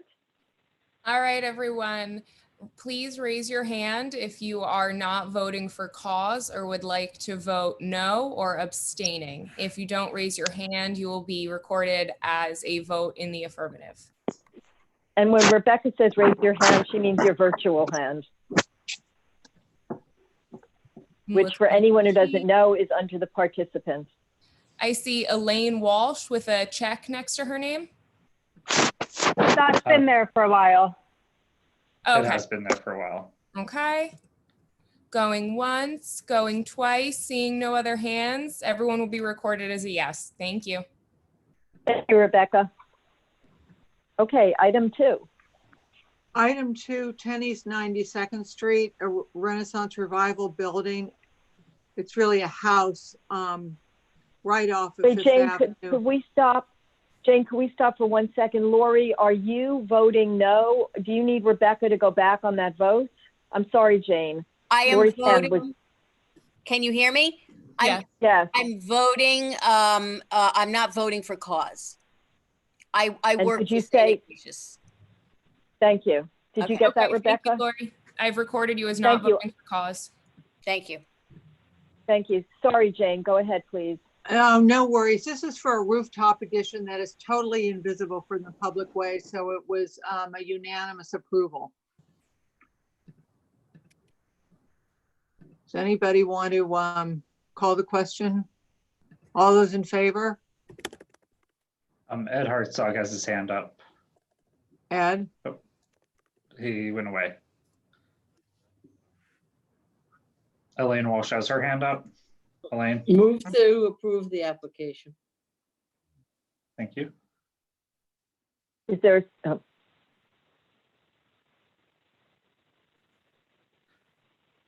Is there a second? Second. Great.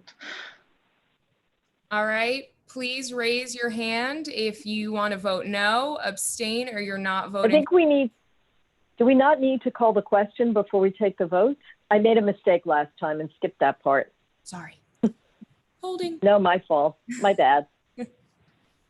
Chuck Warren has his hand I'm up. sorry, Jane. I don't mean to step on your toes either. No, it's okay. We sort of, it's a little different on Zoom. All those in favor of calling the question, any opposed? Call the roll. Okay, now calling the roll. So any hands raised, I'll begin to call on. Again, raise your hand if you want to vote no, not voting for cause, or you're abstaining.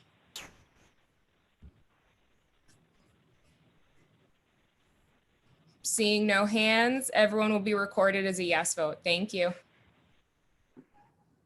Thank you. The third application was 1107 Fifth Avenue. I hope David will speak to this as well. It was a very complicated application. It's a beautiful, beautiful building. The top 3 floors were the first penthouse in New York City. For Marjorie Merriweather Post, she had a house on the site, and she allowed her house to be part of the development site in return for a 3-story penthouse on the top 3 floors. In the 1950s, the building was converted to a co-op, and the top 3 floors were divided into 6 apartments. This application is for apartment 14S, meaning south. It has 3 elevations: Fifth Avenue, the south-facing elevation, which you see in the image in front of you, and the east-facing elevation. The application is to change the windows, enlarge some of the windows. There's kind of a hodgepodge of windows. The building does have a master plan. but the presentation was really lacking in clarity and very difficult to understand. Also, the applicant wanted to change to new windows that would be present as a single pane of glass with brass frames that tilt and turn. The applicant was unable to tell us what the original historic window was. Anthony Cohn, who was present at the meeting, had looked at old tax photos, and it seemed to him that in the 50s, the window in the 50s was maybe a double hung window, but the applicant could not really tell us what the original historic windows were. This is a very prominent building along Fifth Avenue, surrounded by low and scale buildings. As you can see, you've got Sacred Heart, and then you have the Cooper Hewitt. You can see it in the photograph. So the south elevation is a very prominent elevation. The committee felt that because of the lack of clarity of the presentation and the fact that a single glazed piece of glass in those windows framed in bronze was inappropriate for the stature of the building. So there was a disapproval by the committee. Does anyone want to speak to it? I hope David will add a few comments. David Halpern. I think Jane presented it very well. One of the issues is that this is not a main facade, and because it's not a main facade, it was never designed to the same level. The other side of the coin is that making that hodgepodge just slightly better doesn't seem to be justified, particularly if there is a master plan. The problem, however, with the master plan is that we all thought the master plan was not a particularly good one. So I think, and I don't want to necessarily put words in the mouths of every member of the committee, but I think the consensus was that the building really needed a new master plan, and that some of what Anthony had found really belongs in the new master plan, and that to make a minor, what might be considered a minor improvement, but still remaining a hodgepodge of windows, really made no sense. And since it's not a major facade, it's a hodgepodge, which is not atypical of many of these buildings, but a better order probably existed originally, and a better order probably could be made with a better master plan. Thank you, David. Does anyone else want to comment on the application? I see Elizabeth Rose has her hand up. So with great trepidation, as this is my first board meeting as a member, I just have a couple of questions. Sure. Clearly the building has a large number of other windows that are already whole pane glass. And so I'm wondering how different the proposed windows are from what appears to be a pretty large percentage of the other windows on those facades, and even on the north facade, which I know is not in question, but you can see some windows, several windows on the north facade are also full pane glass. So that's my first question. And then the second is, is it effectively our intent that we would not allow changes of windows to the building without there being in accordance with some master plan? Are we effectively saying that no applicant could change windows unless it was aligned with a building's master plan? No, we allow changes to windows that are not aligned with a master plan. It's just that in this particular building, the windows are a hodgepodge. As you noted, some are single panes of glass, others are double hung, others are 6/6s. There's a hodgepodge as it is on the building. But the committee's position was that that doesn't make these windows the right windows on this unusually magnificent apartment building, which is in a very prominent location within the historic district, the expanded Carnegie Hill Historic District.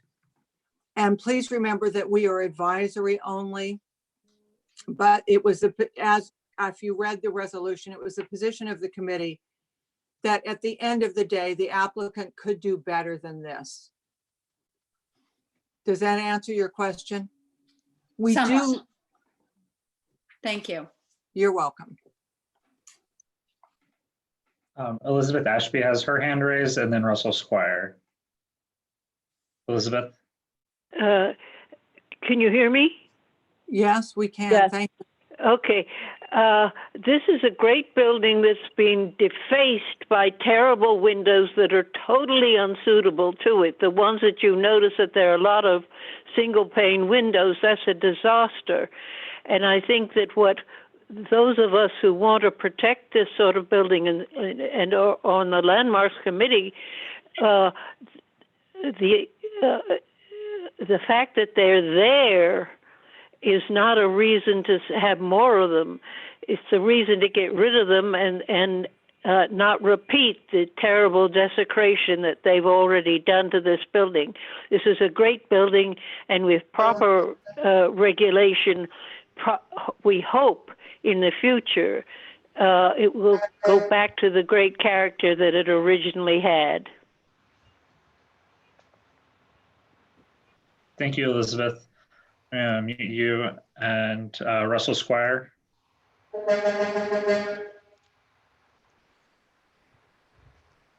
Russell? I guess he went away. And Anthony Cohn? Yes. Hi. I think that just to sort of clarify the window condition, there are a number of windows. Most of them on the first 3 floors are actually even 8/8s, double hungs. And then there are a sprinkling of 8/8 throughout the building. That is very similar to the original, or to the condition of the building in the 1950s when the post apartment was broken up. There's a real estate brochure from that period that I saw, and the window replacement master plan, which is from about 10 years ago, mandates 1/1s, which obviously was probably not the original. I think the 8/8 was probably the original, but anyway, 1/1s, and the goal of a window master plan is that the building eventually, over time, comes into total conformance with the plan, which is something that the cooperative association in this case has asked for, and Landmarks has granted. So it seems wrong, not even aesthetically, but wrong to continue with defiance of a master plan that was requested by the cooperative association as recently as 10 years ago. Anyway, that's why. Thank you, Anthony. That was very well put. Any other comments, or anybody else want to speak to this? I see Marco has raised his hand. Marco, you have to hit a button at the bottom of your screen to unmute. Okay. Oh, I muted you back. I'm sorry, Marco.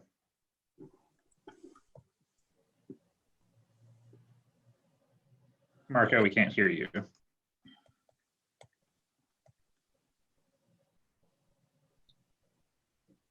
Marco?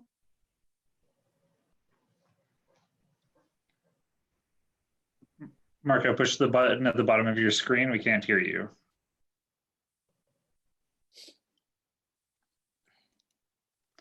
Can you hear me now?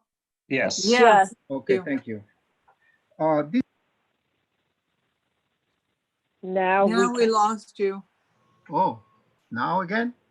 Can you hear me Yes. now? Can you Yes. hear me now? Okay. Yes. This proposal is located on the highest floor, or as you see in the picture, of the secondary 13-story building south facade, which make it predominantly visible within the nearby surrounding streetscape. This applicant is proposing the concept.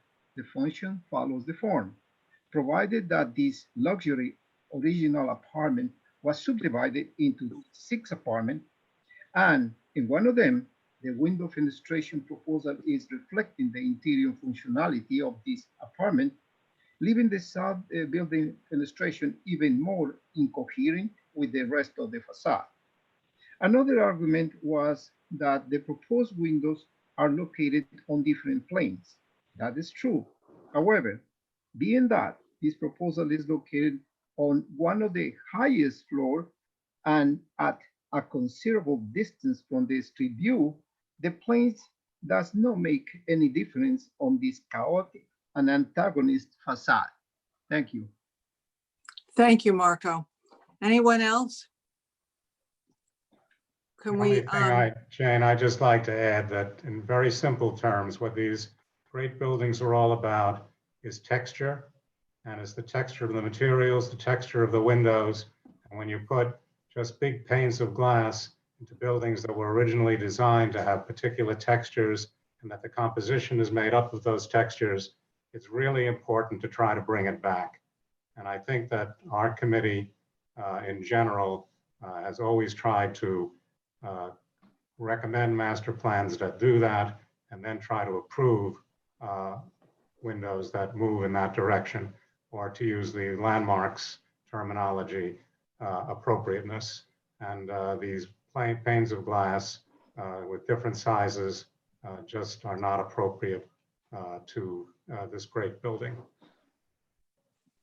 or within the historic district? Thank you, David. Is anybody ready to call the question? I do want to remind the people on the phone that it's *9 to raise your hand so that we can call on you if you have a question or a comment. That's *9 if you're on the phone. And Rita has her hand up. And Rita does have her hand up. Making a Rita? motion to disapprove and call the question. Thank you. Anybody second? I see a thumbs up from Peggy Price. Call the question, call the roll. All right, everyone, this is a disapproval. So in this case, a yes means no. So please raise your hand right now if you want to vote in favor of the application, abstain, or not voting for cause. A yes vote is a disapproval vote for this item. Looking for hands. Going once, going twice. Everyone will be recorded as a yes vote. Thank you. Thank you, everyone. Thanks, Rebecca. Thank you, David and Jane. Let's go to transportation, Chuck and Craig. All right, give me 1 second. Chuck, you're unmuted. Okay. Craig, you're unmuted. People hear me? Yes. Okay. A couple things I want to just say in the beginning here that we had some discussion before about using the streets for cafes to help the restaurants. And I just want to say, and it'll be out soon, that at our next hearing, June 3rd, we'll be taking that up as the first item, as a joint item with the Street Life Committee and the Small Business Committee. So we'll be going into that in some detail, and we'll have a resolution for, hopefully, for the full board. So I think we're very cognizant of that issue, and we want to take it up. Thank you. I knew I had had that conversation with somebody. I guess it was Craig. Thank you. Craig, do you want to take the first item and I'll take the second item? Sure. All right. Good evening, everyone. The first item is in regards to the Queensboro Bridge. As you may recall, back in January, we had passed a resolution requesting that the Department of Transportation look into permanently closing the south outer roadway of the bridge and converting it to a dedicated accessible pedestrian pathway.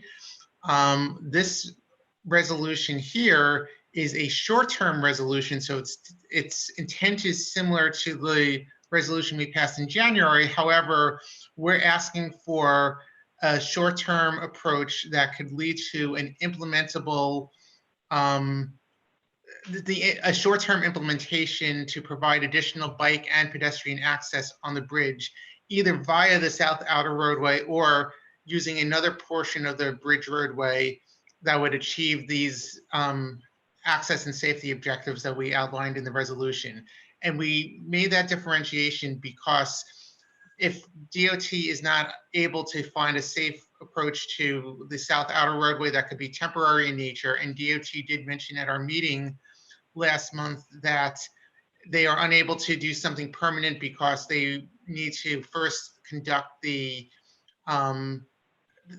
they need to complete the upcoming bridge deck replacement project, which is scheduled for later this year into 2022, at which point they could do something permanent. But in the meantime, we're asking for something short-term in nature that would be temporary, that would allow us to alleviate some of the congestion that takes place on the bridge and the safety issues on the north side of the bridge where the bikes and pedestrians are sharing space.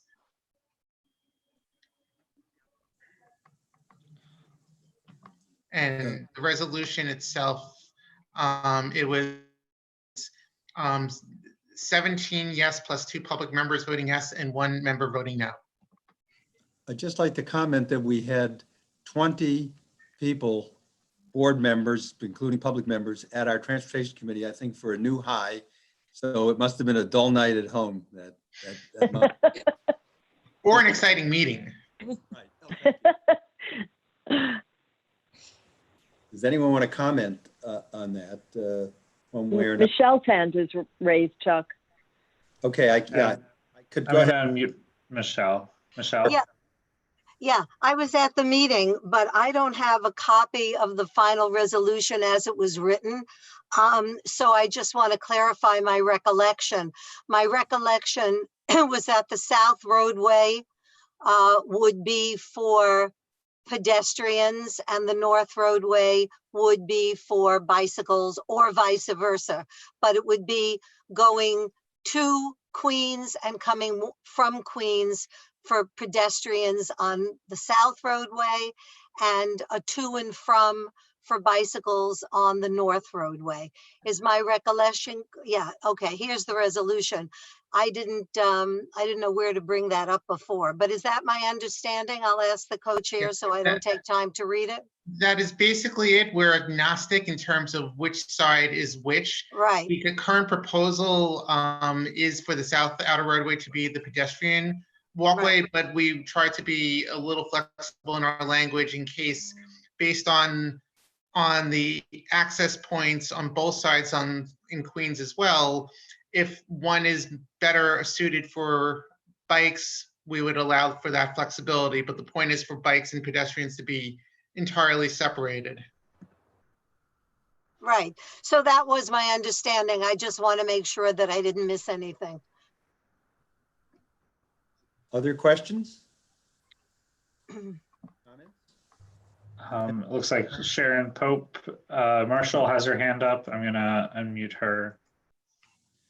Okay. Sharon, you're unmuted. Yes, I'm sorry about that.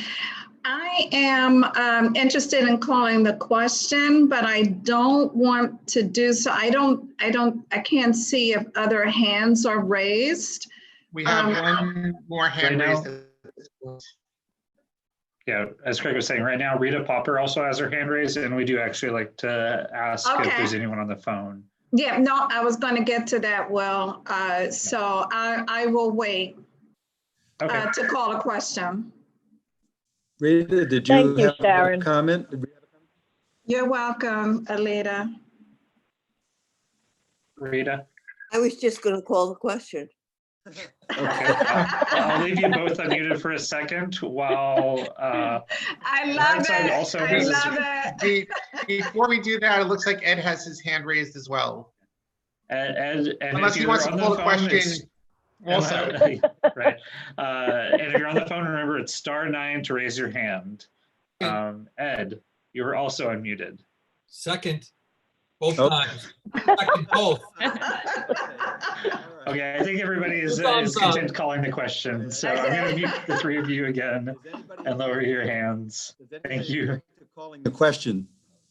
Hearing none, I think we call the question. We'll ask our great secretary, Rebecca Lamort, to do her work here. I think it's Billy's turn. Yeah. Billy? Yeah, it's actually my turn. Sorry, Rebecca, to take that glory away from you. Well, Billy Freeland, he can do it. He's pretty good too. Yeah. All right. So if you're voting yes, you don't have to do anything. But if you're voting no, not voting for cause or abstaining, please raise your hand.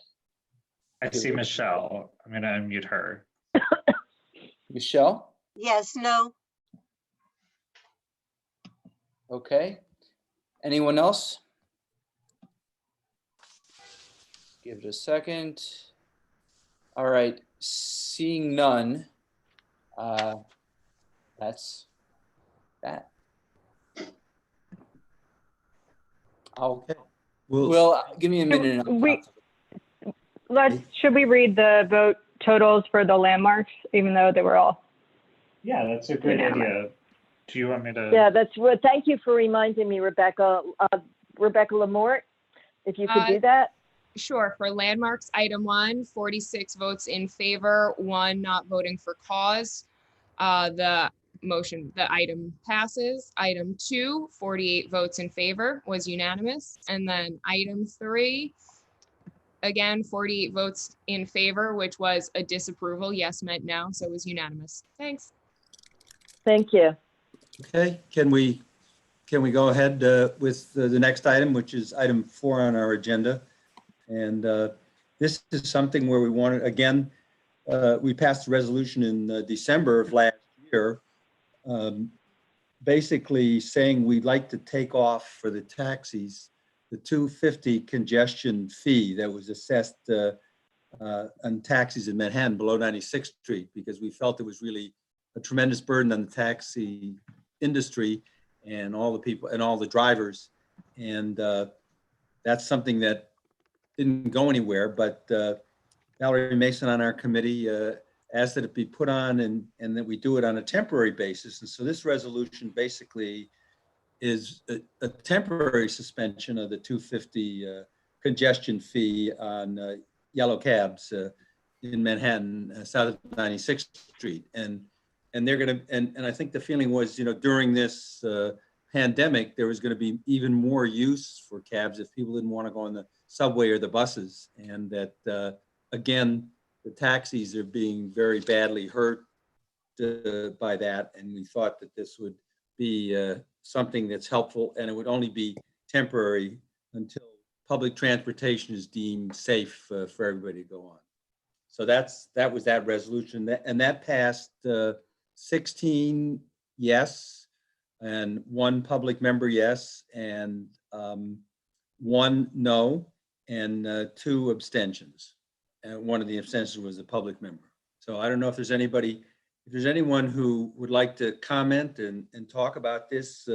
And Will, you'll have to look because I won't be able to see everybody on my screen who might raise their hand.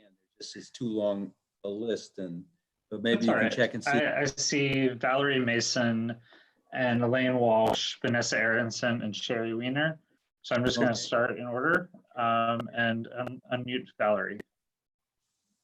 Hi, thank you, everybody. Thanks, Chuck. I did raise this issue, and Chuck did raise it because of we were only asking for the relief for the taxi piece of it. The black cars could maintain the 275.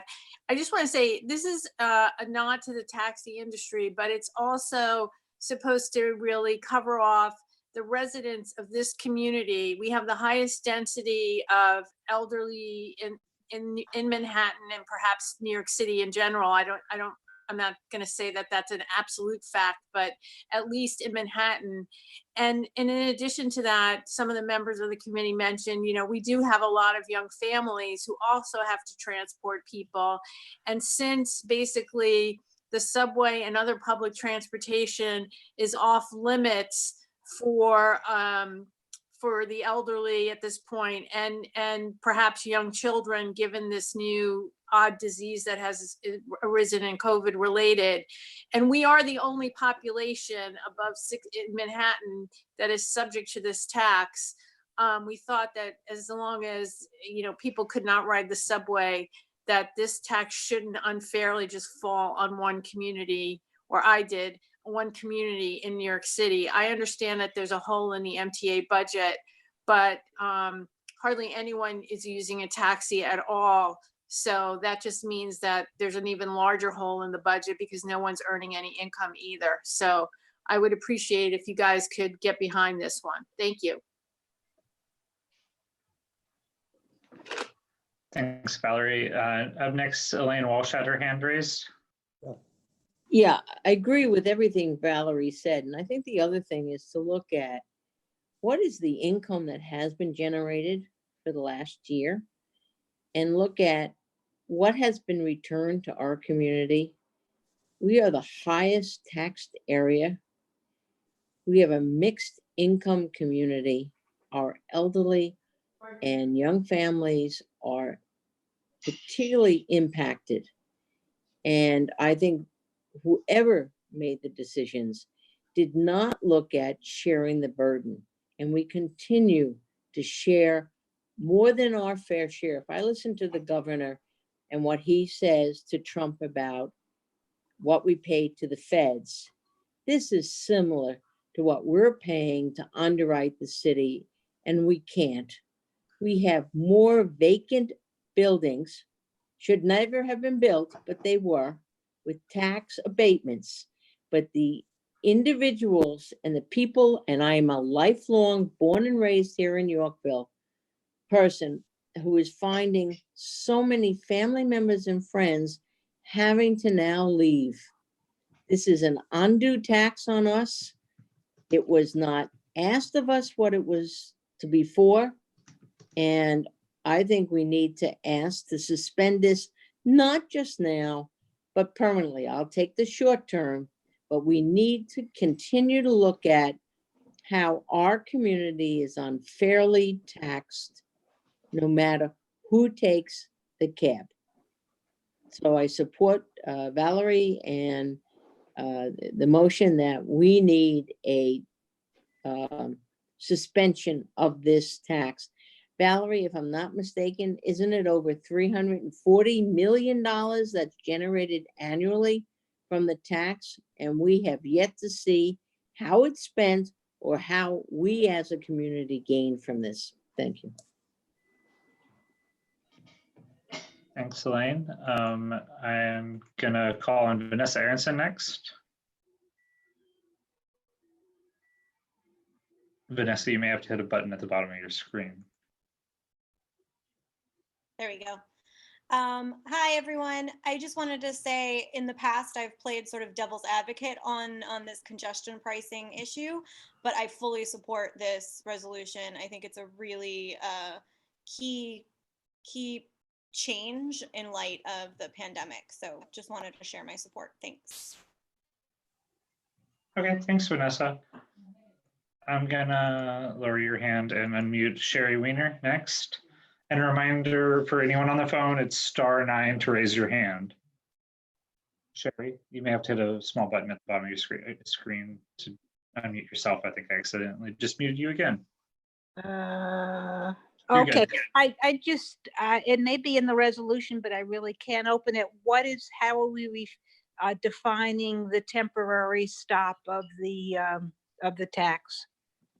Yeah, what we're doing there is it says until the public health experts in New York State declare public transportation use to be safe for at-risk populations. So that's what there'll be a determination, and it'll probably the experts will deal with the governor when they'll say, we think the subway and the buses are ready to be used in a safe way. Did they ever say they weren't? I mean, was there a specific, I don't believe there was a specific declaration, and people common sense did. I'm just thinking it should be more precise. We had that discussion, and first off, currently people who are not considered essential workers are being encouraged to not use New York City Transit at this time. So that's the first piece of it. The second piece of it is when they do resume, when people are going back to work and we reopen, there are going to be questions in terms of capacity and being able to resume a more normal level of service. And I think the wording we have was meant to indicate that until things return to a more normal type of operation, and until such time where we don't have to worry about, especially at-risk populations,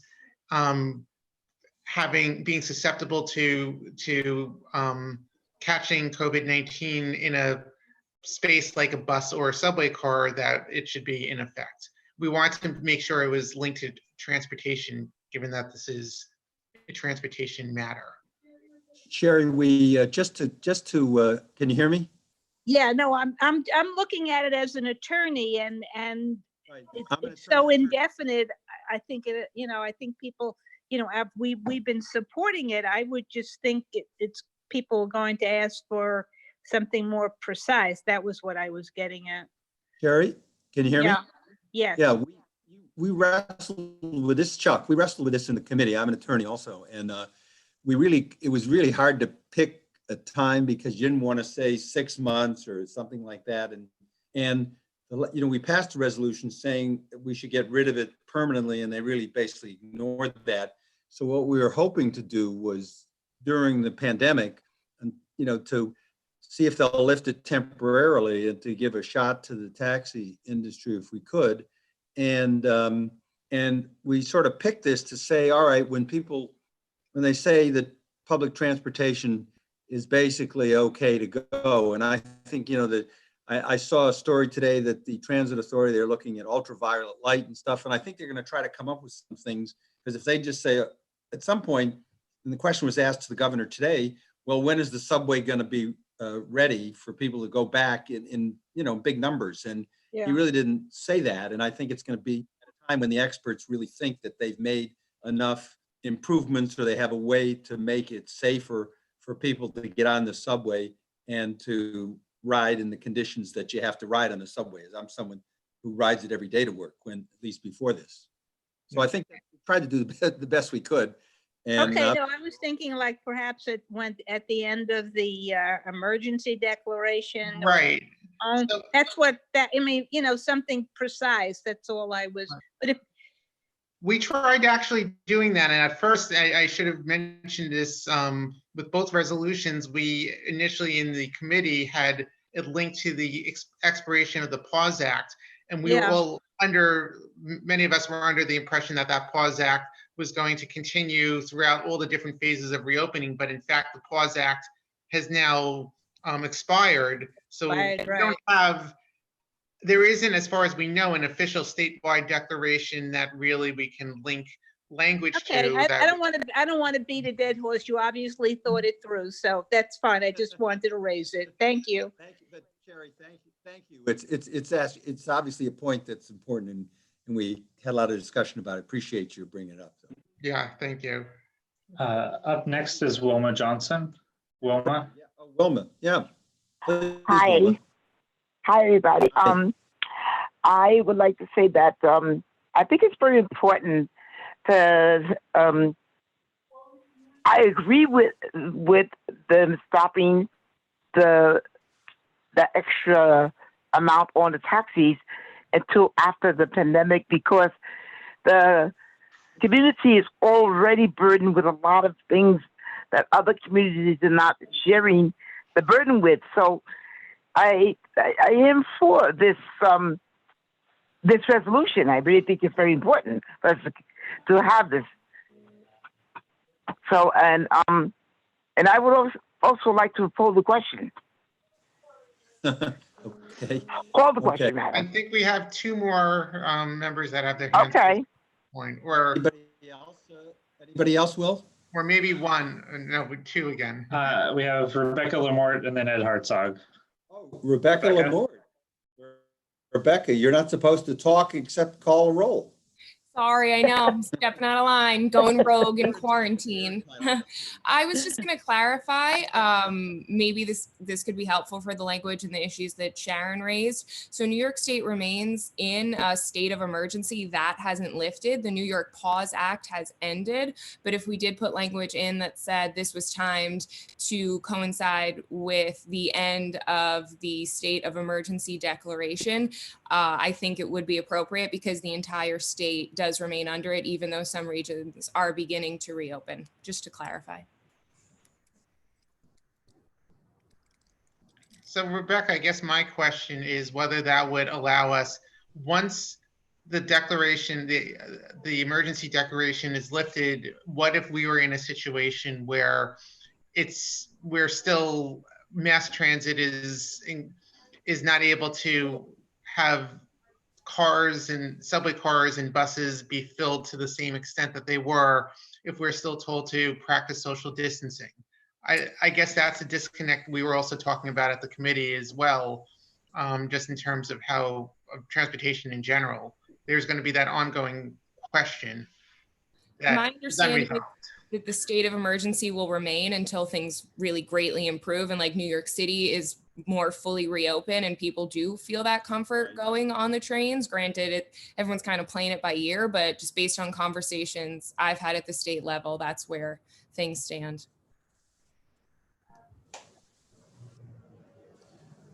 Okay, thank you, Rebecca. Ed Hartzog and Valerie Mason also have their hands up. So Yeah, Ed? I was just going to second, I forgot who called the question, so I was going to give them a second, but I didn't want to jump in ahead of anybody. Did Valerie have a comment first? Well, Ed, why don't you hold that off if Valerie, does she have a comment? Yeah, I do. Which one? Go ahead. Well, I was just saying, I mean, look, I think realistically, I agree.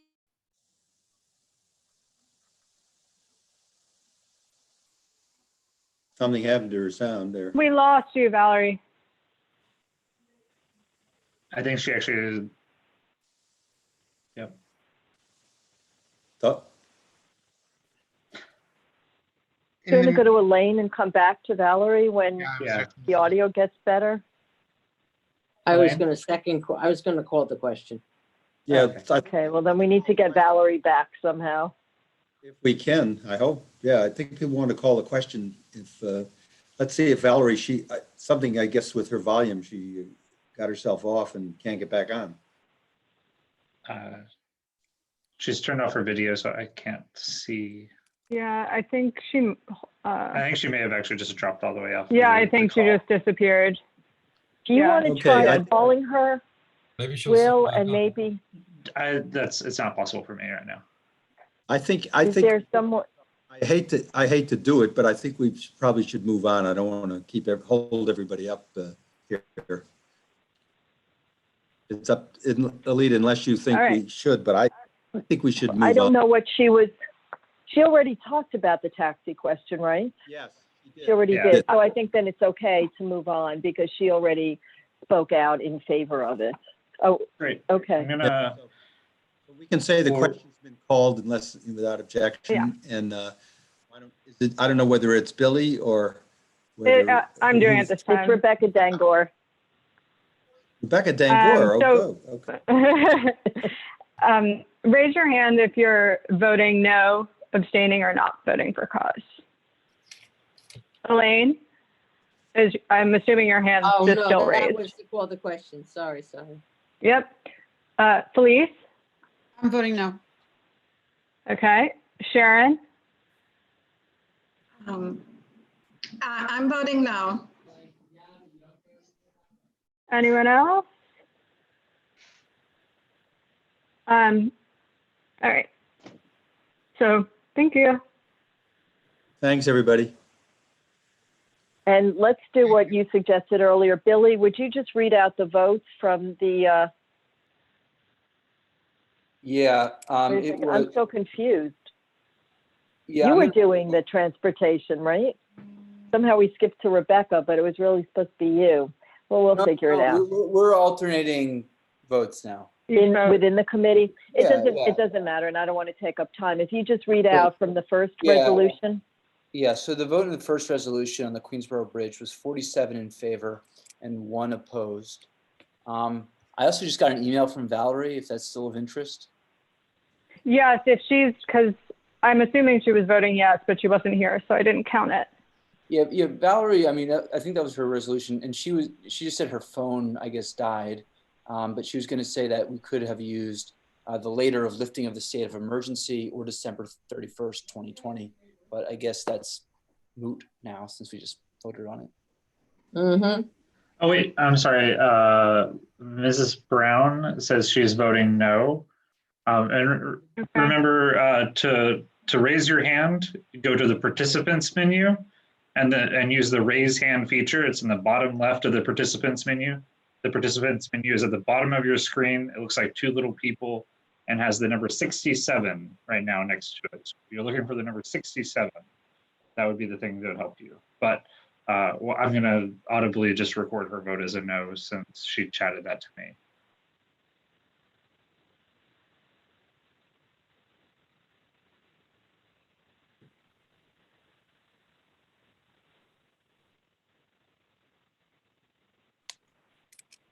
I think we're done with transportation, Alida?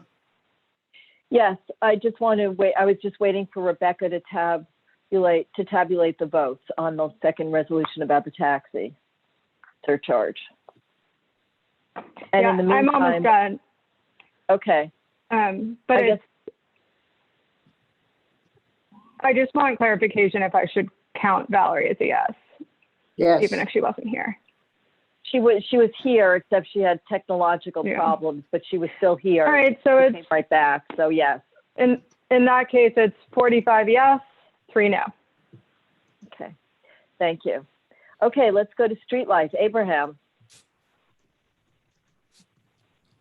All right, let me get Abraham up and unmuted. All right. Thank you, Will. Can everyone hear me? Yes, wow, out they of the can. country, I see. Oh yeah. I managed to sneak off. Springtime in Paris. Yeah. There ought to be a song. It's awfully late there, Abraham. Yeah, I know. I'm staying up late for you guys. So Well, thank you, but go ahead. So Street Life, we had 10 applications. They were all unanimous approvals, 3 DCA, 7 SLA.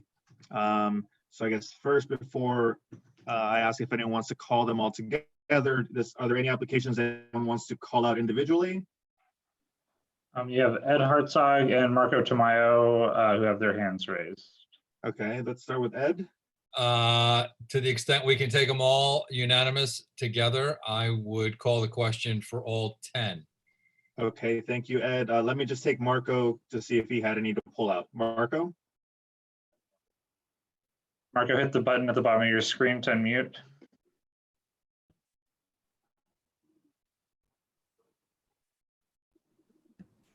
Marco, there should be a button popping up to unmute yourself. Okay, now? Can you hear me now? Yes. Okay, I'm second the Ed motion. Before that's recognized, Wilma Johnson from the phone had her hand raised. We should call on her. Wilma? I wanted to second it. I wanted to second it. Okay, so Thanks, everyone's in favor and seconding of taking all 10 approvals together. So now secretaries, go ahead and do your magic. All right. Please raise your hand if you want to vote no, abstain, or not vote for cause. Otherwise, you'll be recorded as a yes vote. Going once, going twice. Seeing no hands, everyone will be recorded as a yes vote. Thank you. Yay. Okay, thank you. Au revoir, Abraham. A bientôt. For the time being. Thank you. Hello. Okay, I think checking the agenda, is there any old business? Anyone raise their hands? Any new business? Anyone raise their hand? Okay, okay, Sharon, Pope Marshall, you have your hand raised for new business? Yes. Will? Yep, you're unmuted, Sharon. Thank you. I'd like to see if we can begin discussions to have our meetings via video conferencing through the end of December.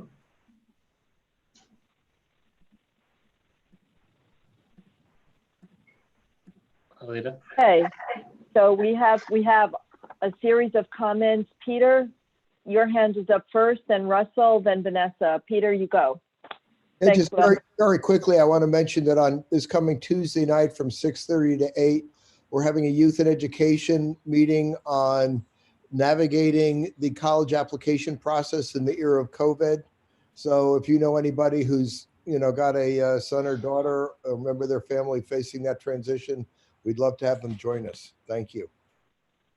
Thank you, Thanks, and Peter. that'll go out in an update or an e-blast. Okay, Russell, would you like to address Sharon's point? Then we have Vanessa and Abraham.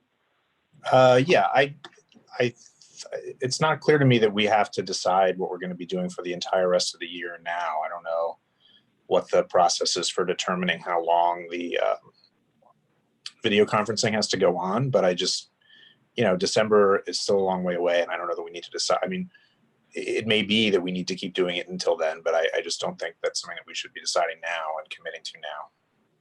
Yes, I would agree with that. And so what I said was I'd like to open up and just begin to start the conversation. And we could do that at, we can begin it now, and then going forward, really look at this more in depth. I can tell you, me personally, I am not going to be confident about public transportation and other modalities until until at least around September or October. But I really wanted to just put the seed out there, and if it germinates, great. If not, the seed has been planted. Thank you, Sharon. And Russell, Vanessa, and then Abraham. Vanessa? To that point, I just wanted to add, whatever the timing is when we decide we can come back and have in-person meetings, I'd really like to encourage the board in whatever capacity we have related to sort of the rules and regulations that the Borough President's Office sets out for us to consider ways to continue allowing for virtual meetings, especially for those who might be immunocompromised or have other health risks in mind. I'm particularly worried about sort of creating environments where we have different classes of people who can access different information in different ways for both our board members and our public members. So since Sharon raised that, I just wanted to put that in everybody's mind that for as long as we are able to legally, I'd really love to continue seeing a virtual option, as even if it's not the entire meeting, as an option. Can I interject something here? Because you used the word option, Vanessa.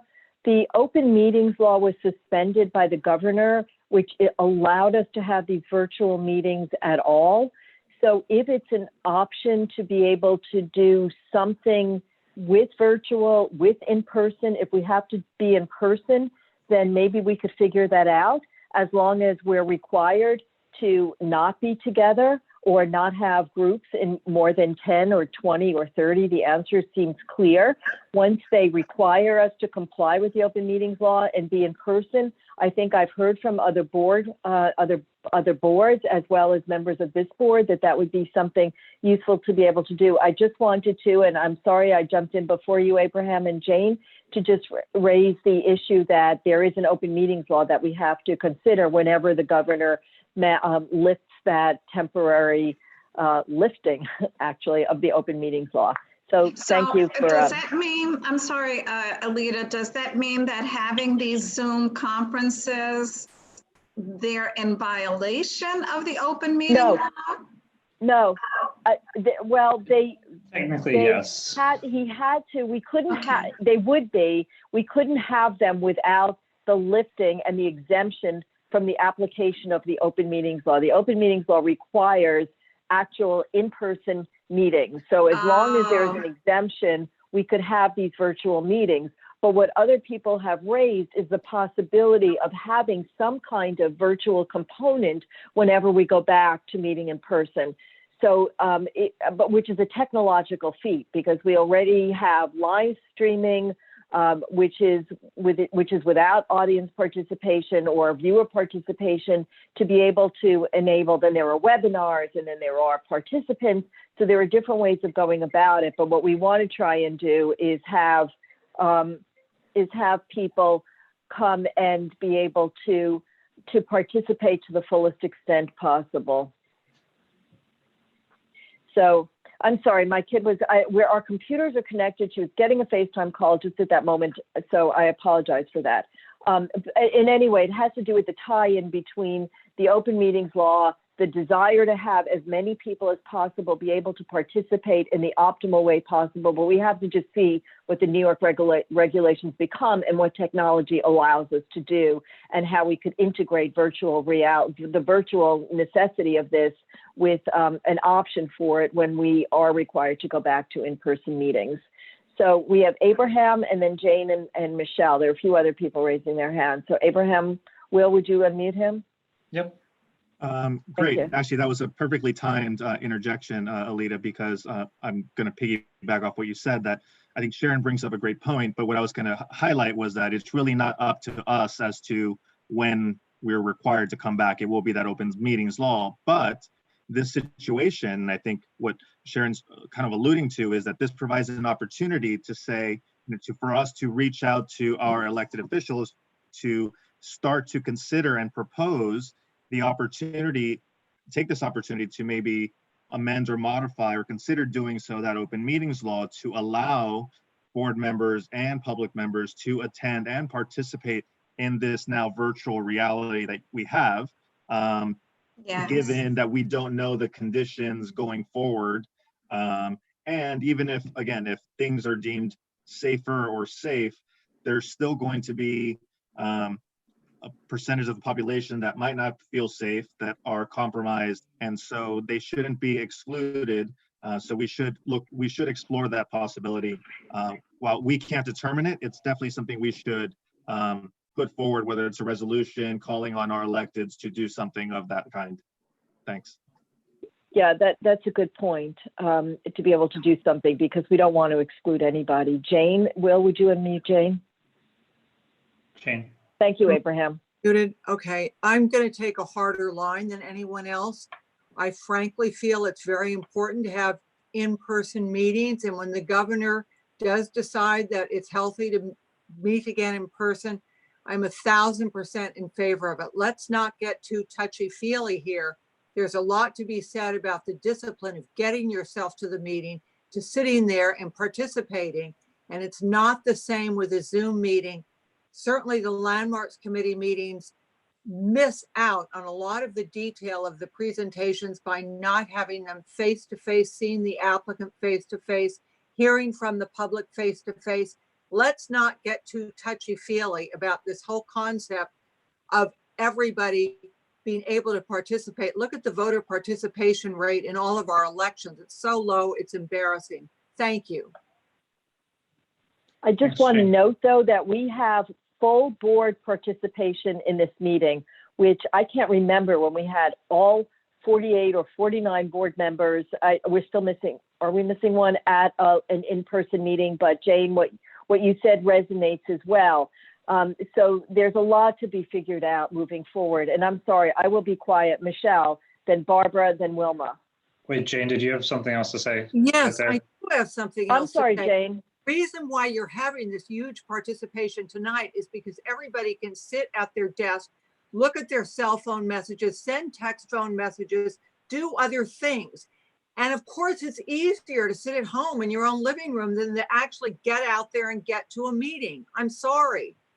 It takes a discipline, and we're here to have some discipline in our society. Thank you. My mouth is closed now. Thanks, you, Jane. Michelle, Barbara, Wilma. Barbara Rudder. Michelle. Michelle. Yeah. I fully appreciate and agree with Jane's sentiment. I, for one, think that these Zoom meetings are fabulous. I'm glad we have the technology. Can you imagine if we didn't have all this technology during this terrible pandemic, how isolated everybody, more isolated they would feel? The ramifications would be horrendous. So I'm delighted we have this opportunity to change things, to make this some kind of a, not necessarily a preference, but as a regular part of our meetings. Let's face it, it's a very difficult thing to do. The meeting doesn't move as smoothly as it usually does. Elected officials are cut off, others are cut off. It's not ideal. Having said all that, all in all, I think this is a premature discussion. I'm glad that it was thrown out there because it's obviously on some people's minds. But the truth is, you're talking about, when you mentioned December, that's over 6 months away. We don't know how things are going to change. We have no idea. So I think if you're thinking about it, terrific. But I suggest we do nothing, because I would rather not make a statement that we would have to take back or alter in any way because conditions change. And we are not under any pressure at this moment in time to discuss this or have any particular conclusion about it. So I think it was raised, we thought about it, we commented on it, others can comment on it, but as far as taking an action, I think it's way premature. Thank you. Barbara Rutter? Like to talk about the Health Senior Committee in two different ways. One is to talk about something Alida said earlier about having meetings about how things are going to change and reshaping. Actually, on June 8th, I will send something out, but Lori and I just confirmed that we're having a meeting about reshaping healthcare on June 8th, where we'll have 2 speakers and start the discussion about that. So I'm very pleased to hear that you wanted to do that, and I think I'm hoping to be part. The other is, I'm sorry to be Pollyannish, but I agree with everything everybody said. But there's always been a discussion about people that can't get to a meeting and can't be part of it. I wonder if there's some middle ground. Just like with voting, you can vote by, not this time, but in ordinary times, vote by mail if you can't, for whatever reason, can't get out. And maybe this is something we have to say, that if you really can't get out, you're sick or whatever, that there'll be some middle ground. And I think the Health Seniors Committee is a good place to discuss disabilities but it is a chance for people who cannot come to a meeting to be able to weigh in. I would much rather be at a meeting than I feel much more connected when I'm physically at a meeting.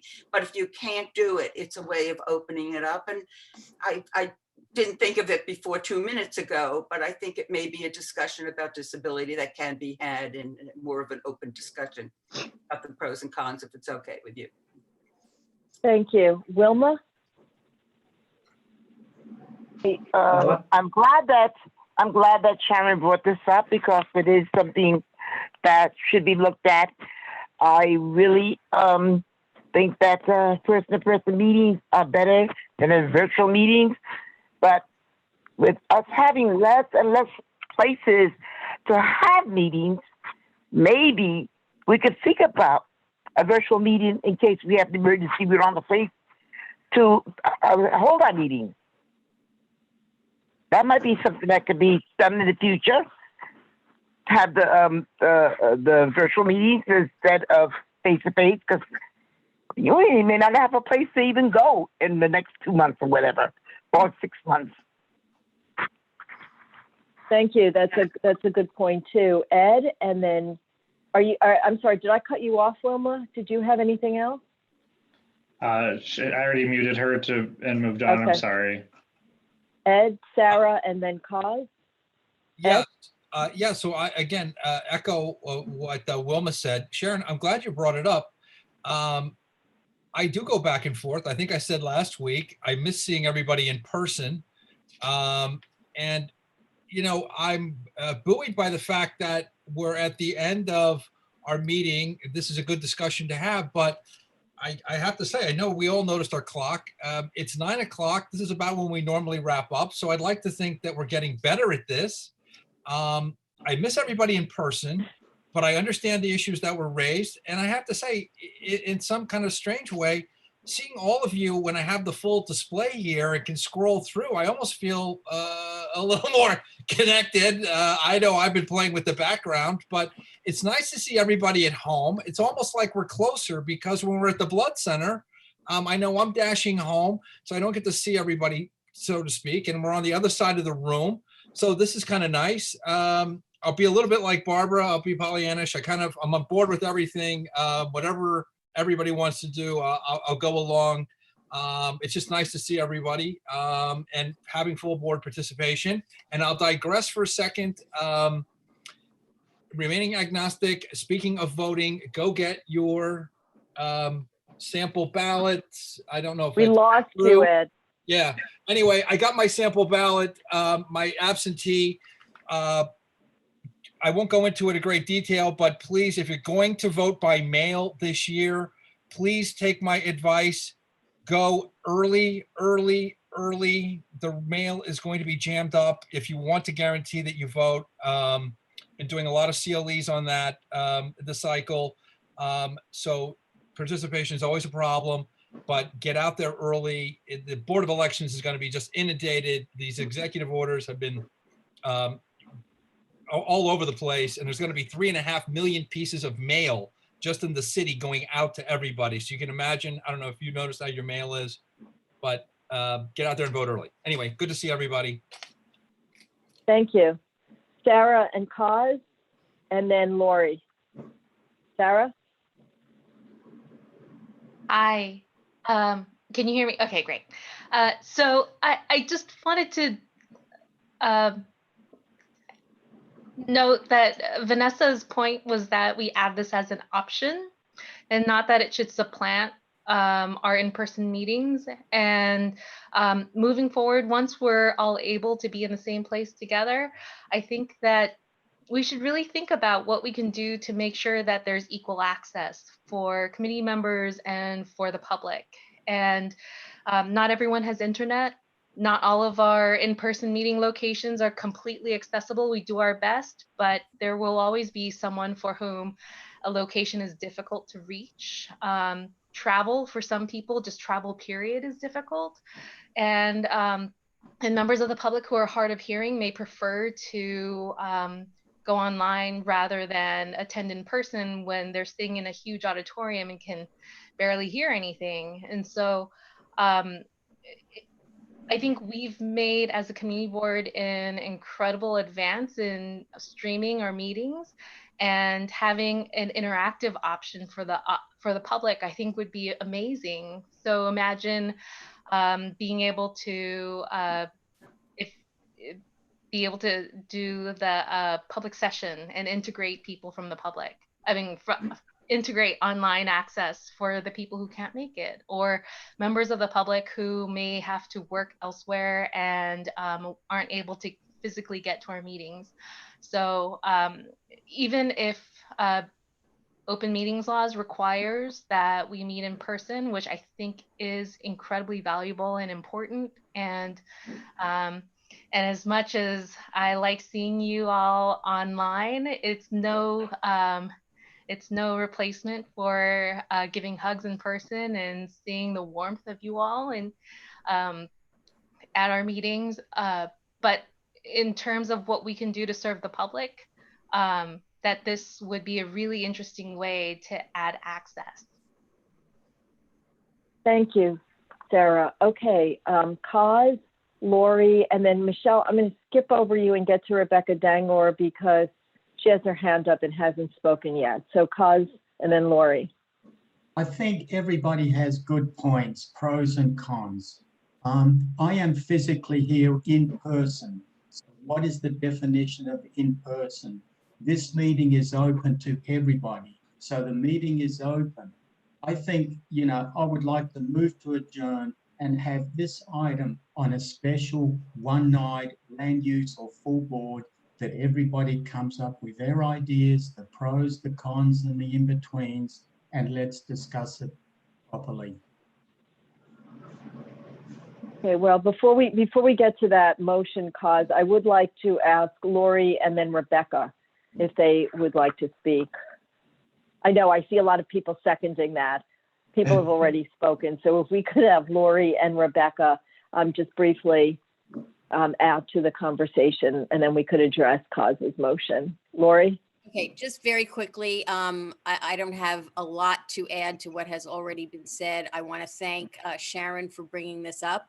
And I do strongly believe that we need to pay more attention to the technological devices that we do have access to, because it is seriously a member of an issue of access.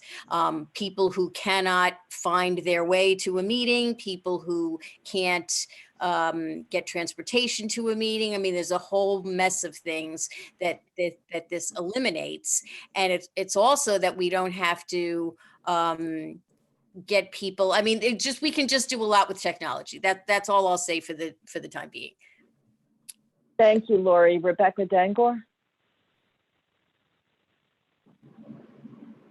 Yeah, I was just going to say that I think this is a conversation to be had as a item on an agenda. That way we'll get the feedback from the people we represent. I think there'll be a lot of people in favor, and maybe some people who are a little concerned about having it be virtual. But I think it's a conversation to be had when the public has a chance to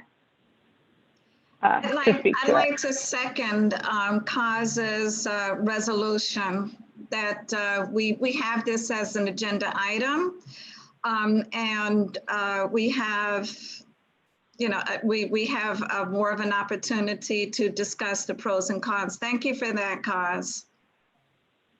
I don't believe Cos offered it as a resolution. I think he was just offering it as like feedback. What was it? Feedback. Is I think it was just a request. I don't thank you then. You could still thank him, but I think it was a request to just be able to have a fuller and more open and more inclusive discussion when the public is here, because they have a perspective that we don't all share. And when there is, I don't know that there will be more time, because I think we were pretty efficient in this meeting. But when there is, when you know that it's going to be on the agenda, so that we're all prepared for that, it would seem to be reasonable, because it doesn't sound like such a big thing, but it is a big thing. So I would say, why don't we do that, and we could figure out what the best time for that would be, so that we could have a prepared, when people are prepared to discussion about it. Michelle, if you don't mind holding, since you had spoken and addressed this, if you don't mind holding your comment to when we are able to come back and have this on the agenda. And if someone, Sharon, why don't you raise it as an agenda item for some committee, and we'll figure out how to proceed with this. In the meantime, can we specify which committee? Sure. So this would seem to be technology. Well, technology with the health and it would be a women and families issue as well for people with babies, but it would seem to be for people who, seniors or people with disabilities, health issues who can't necessarily come, as well as I think communication and technology. So you can all have a noticed meeting, obviously virtual, and figure out how to present it and when we ought to have it. I think Cos suggested it be land use because that's just everybody. It did, yeah. So I think maybe we pick a land use date in July or something like that. Yeah, that's good. July, I would agree with that. Okay. By July, we should have also somewhat of an understanding about where transportation may be taking us, no pun or pun intended, and where things may be opening and how we're doing. We won't know about surges in the virus again until the fall, perhaps, but we'll have some more of an idea. Carolina, I see that you have your hand raised. Is it? I do. Why don't you? Just a quick note. So and if I missed this earlier in the meeting, but I logged on right at 6:30. So I see that this is being recorded and live streamed on YouTube. And just for privacy, I think we need to make a disclaimer because there are a lot of people who are joining and potentially may not want to be on camera that unknowingly is being live streamed on YouTube or can be watched later. So I know that when we do have cameras present during meetings, there are disclaimers at the door noting that you are being filmed. And therefore, I'm not saying that we're going to say anything that we don't want out there. Obviously, we know we're on camera, but I think we just need to be cognizant of those who may not be, that this is being recorded and it is live streamed. So moving forward, it might be nice to have that said at the outset of the meeting. Yeah, or also on the notice of the meeting, if we put something down that the meeting, all of our meetings are being recorded as well. That's a good point. Okay, so then why don't we take it up as a land use item when we have more of an idea of what the future may hold or when the future may hold it. And unless there's anything else about that. Otherwise, Will and I will figure out an appropriate date. And thank you, Sharon, for raising it. And thank you to everyone who's already made comments. Yeah, thank you, everybody. I appreciate it as well. I just want to clarify, because it's an issue that's come up a number of times with applicants. The Jewish Museum is the reason I want to talk to Jane and David is not because they've changed, is not because Lo made the comment, but because they've changed their application after they came to the community board. And we voted on it believing it was a 3-month display, and they went and somehow Landmark switched it to a year.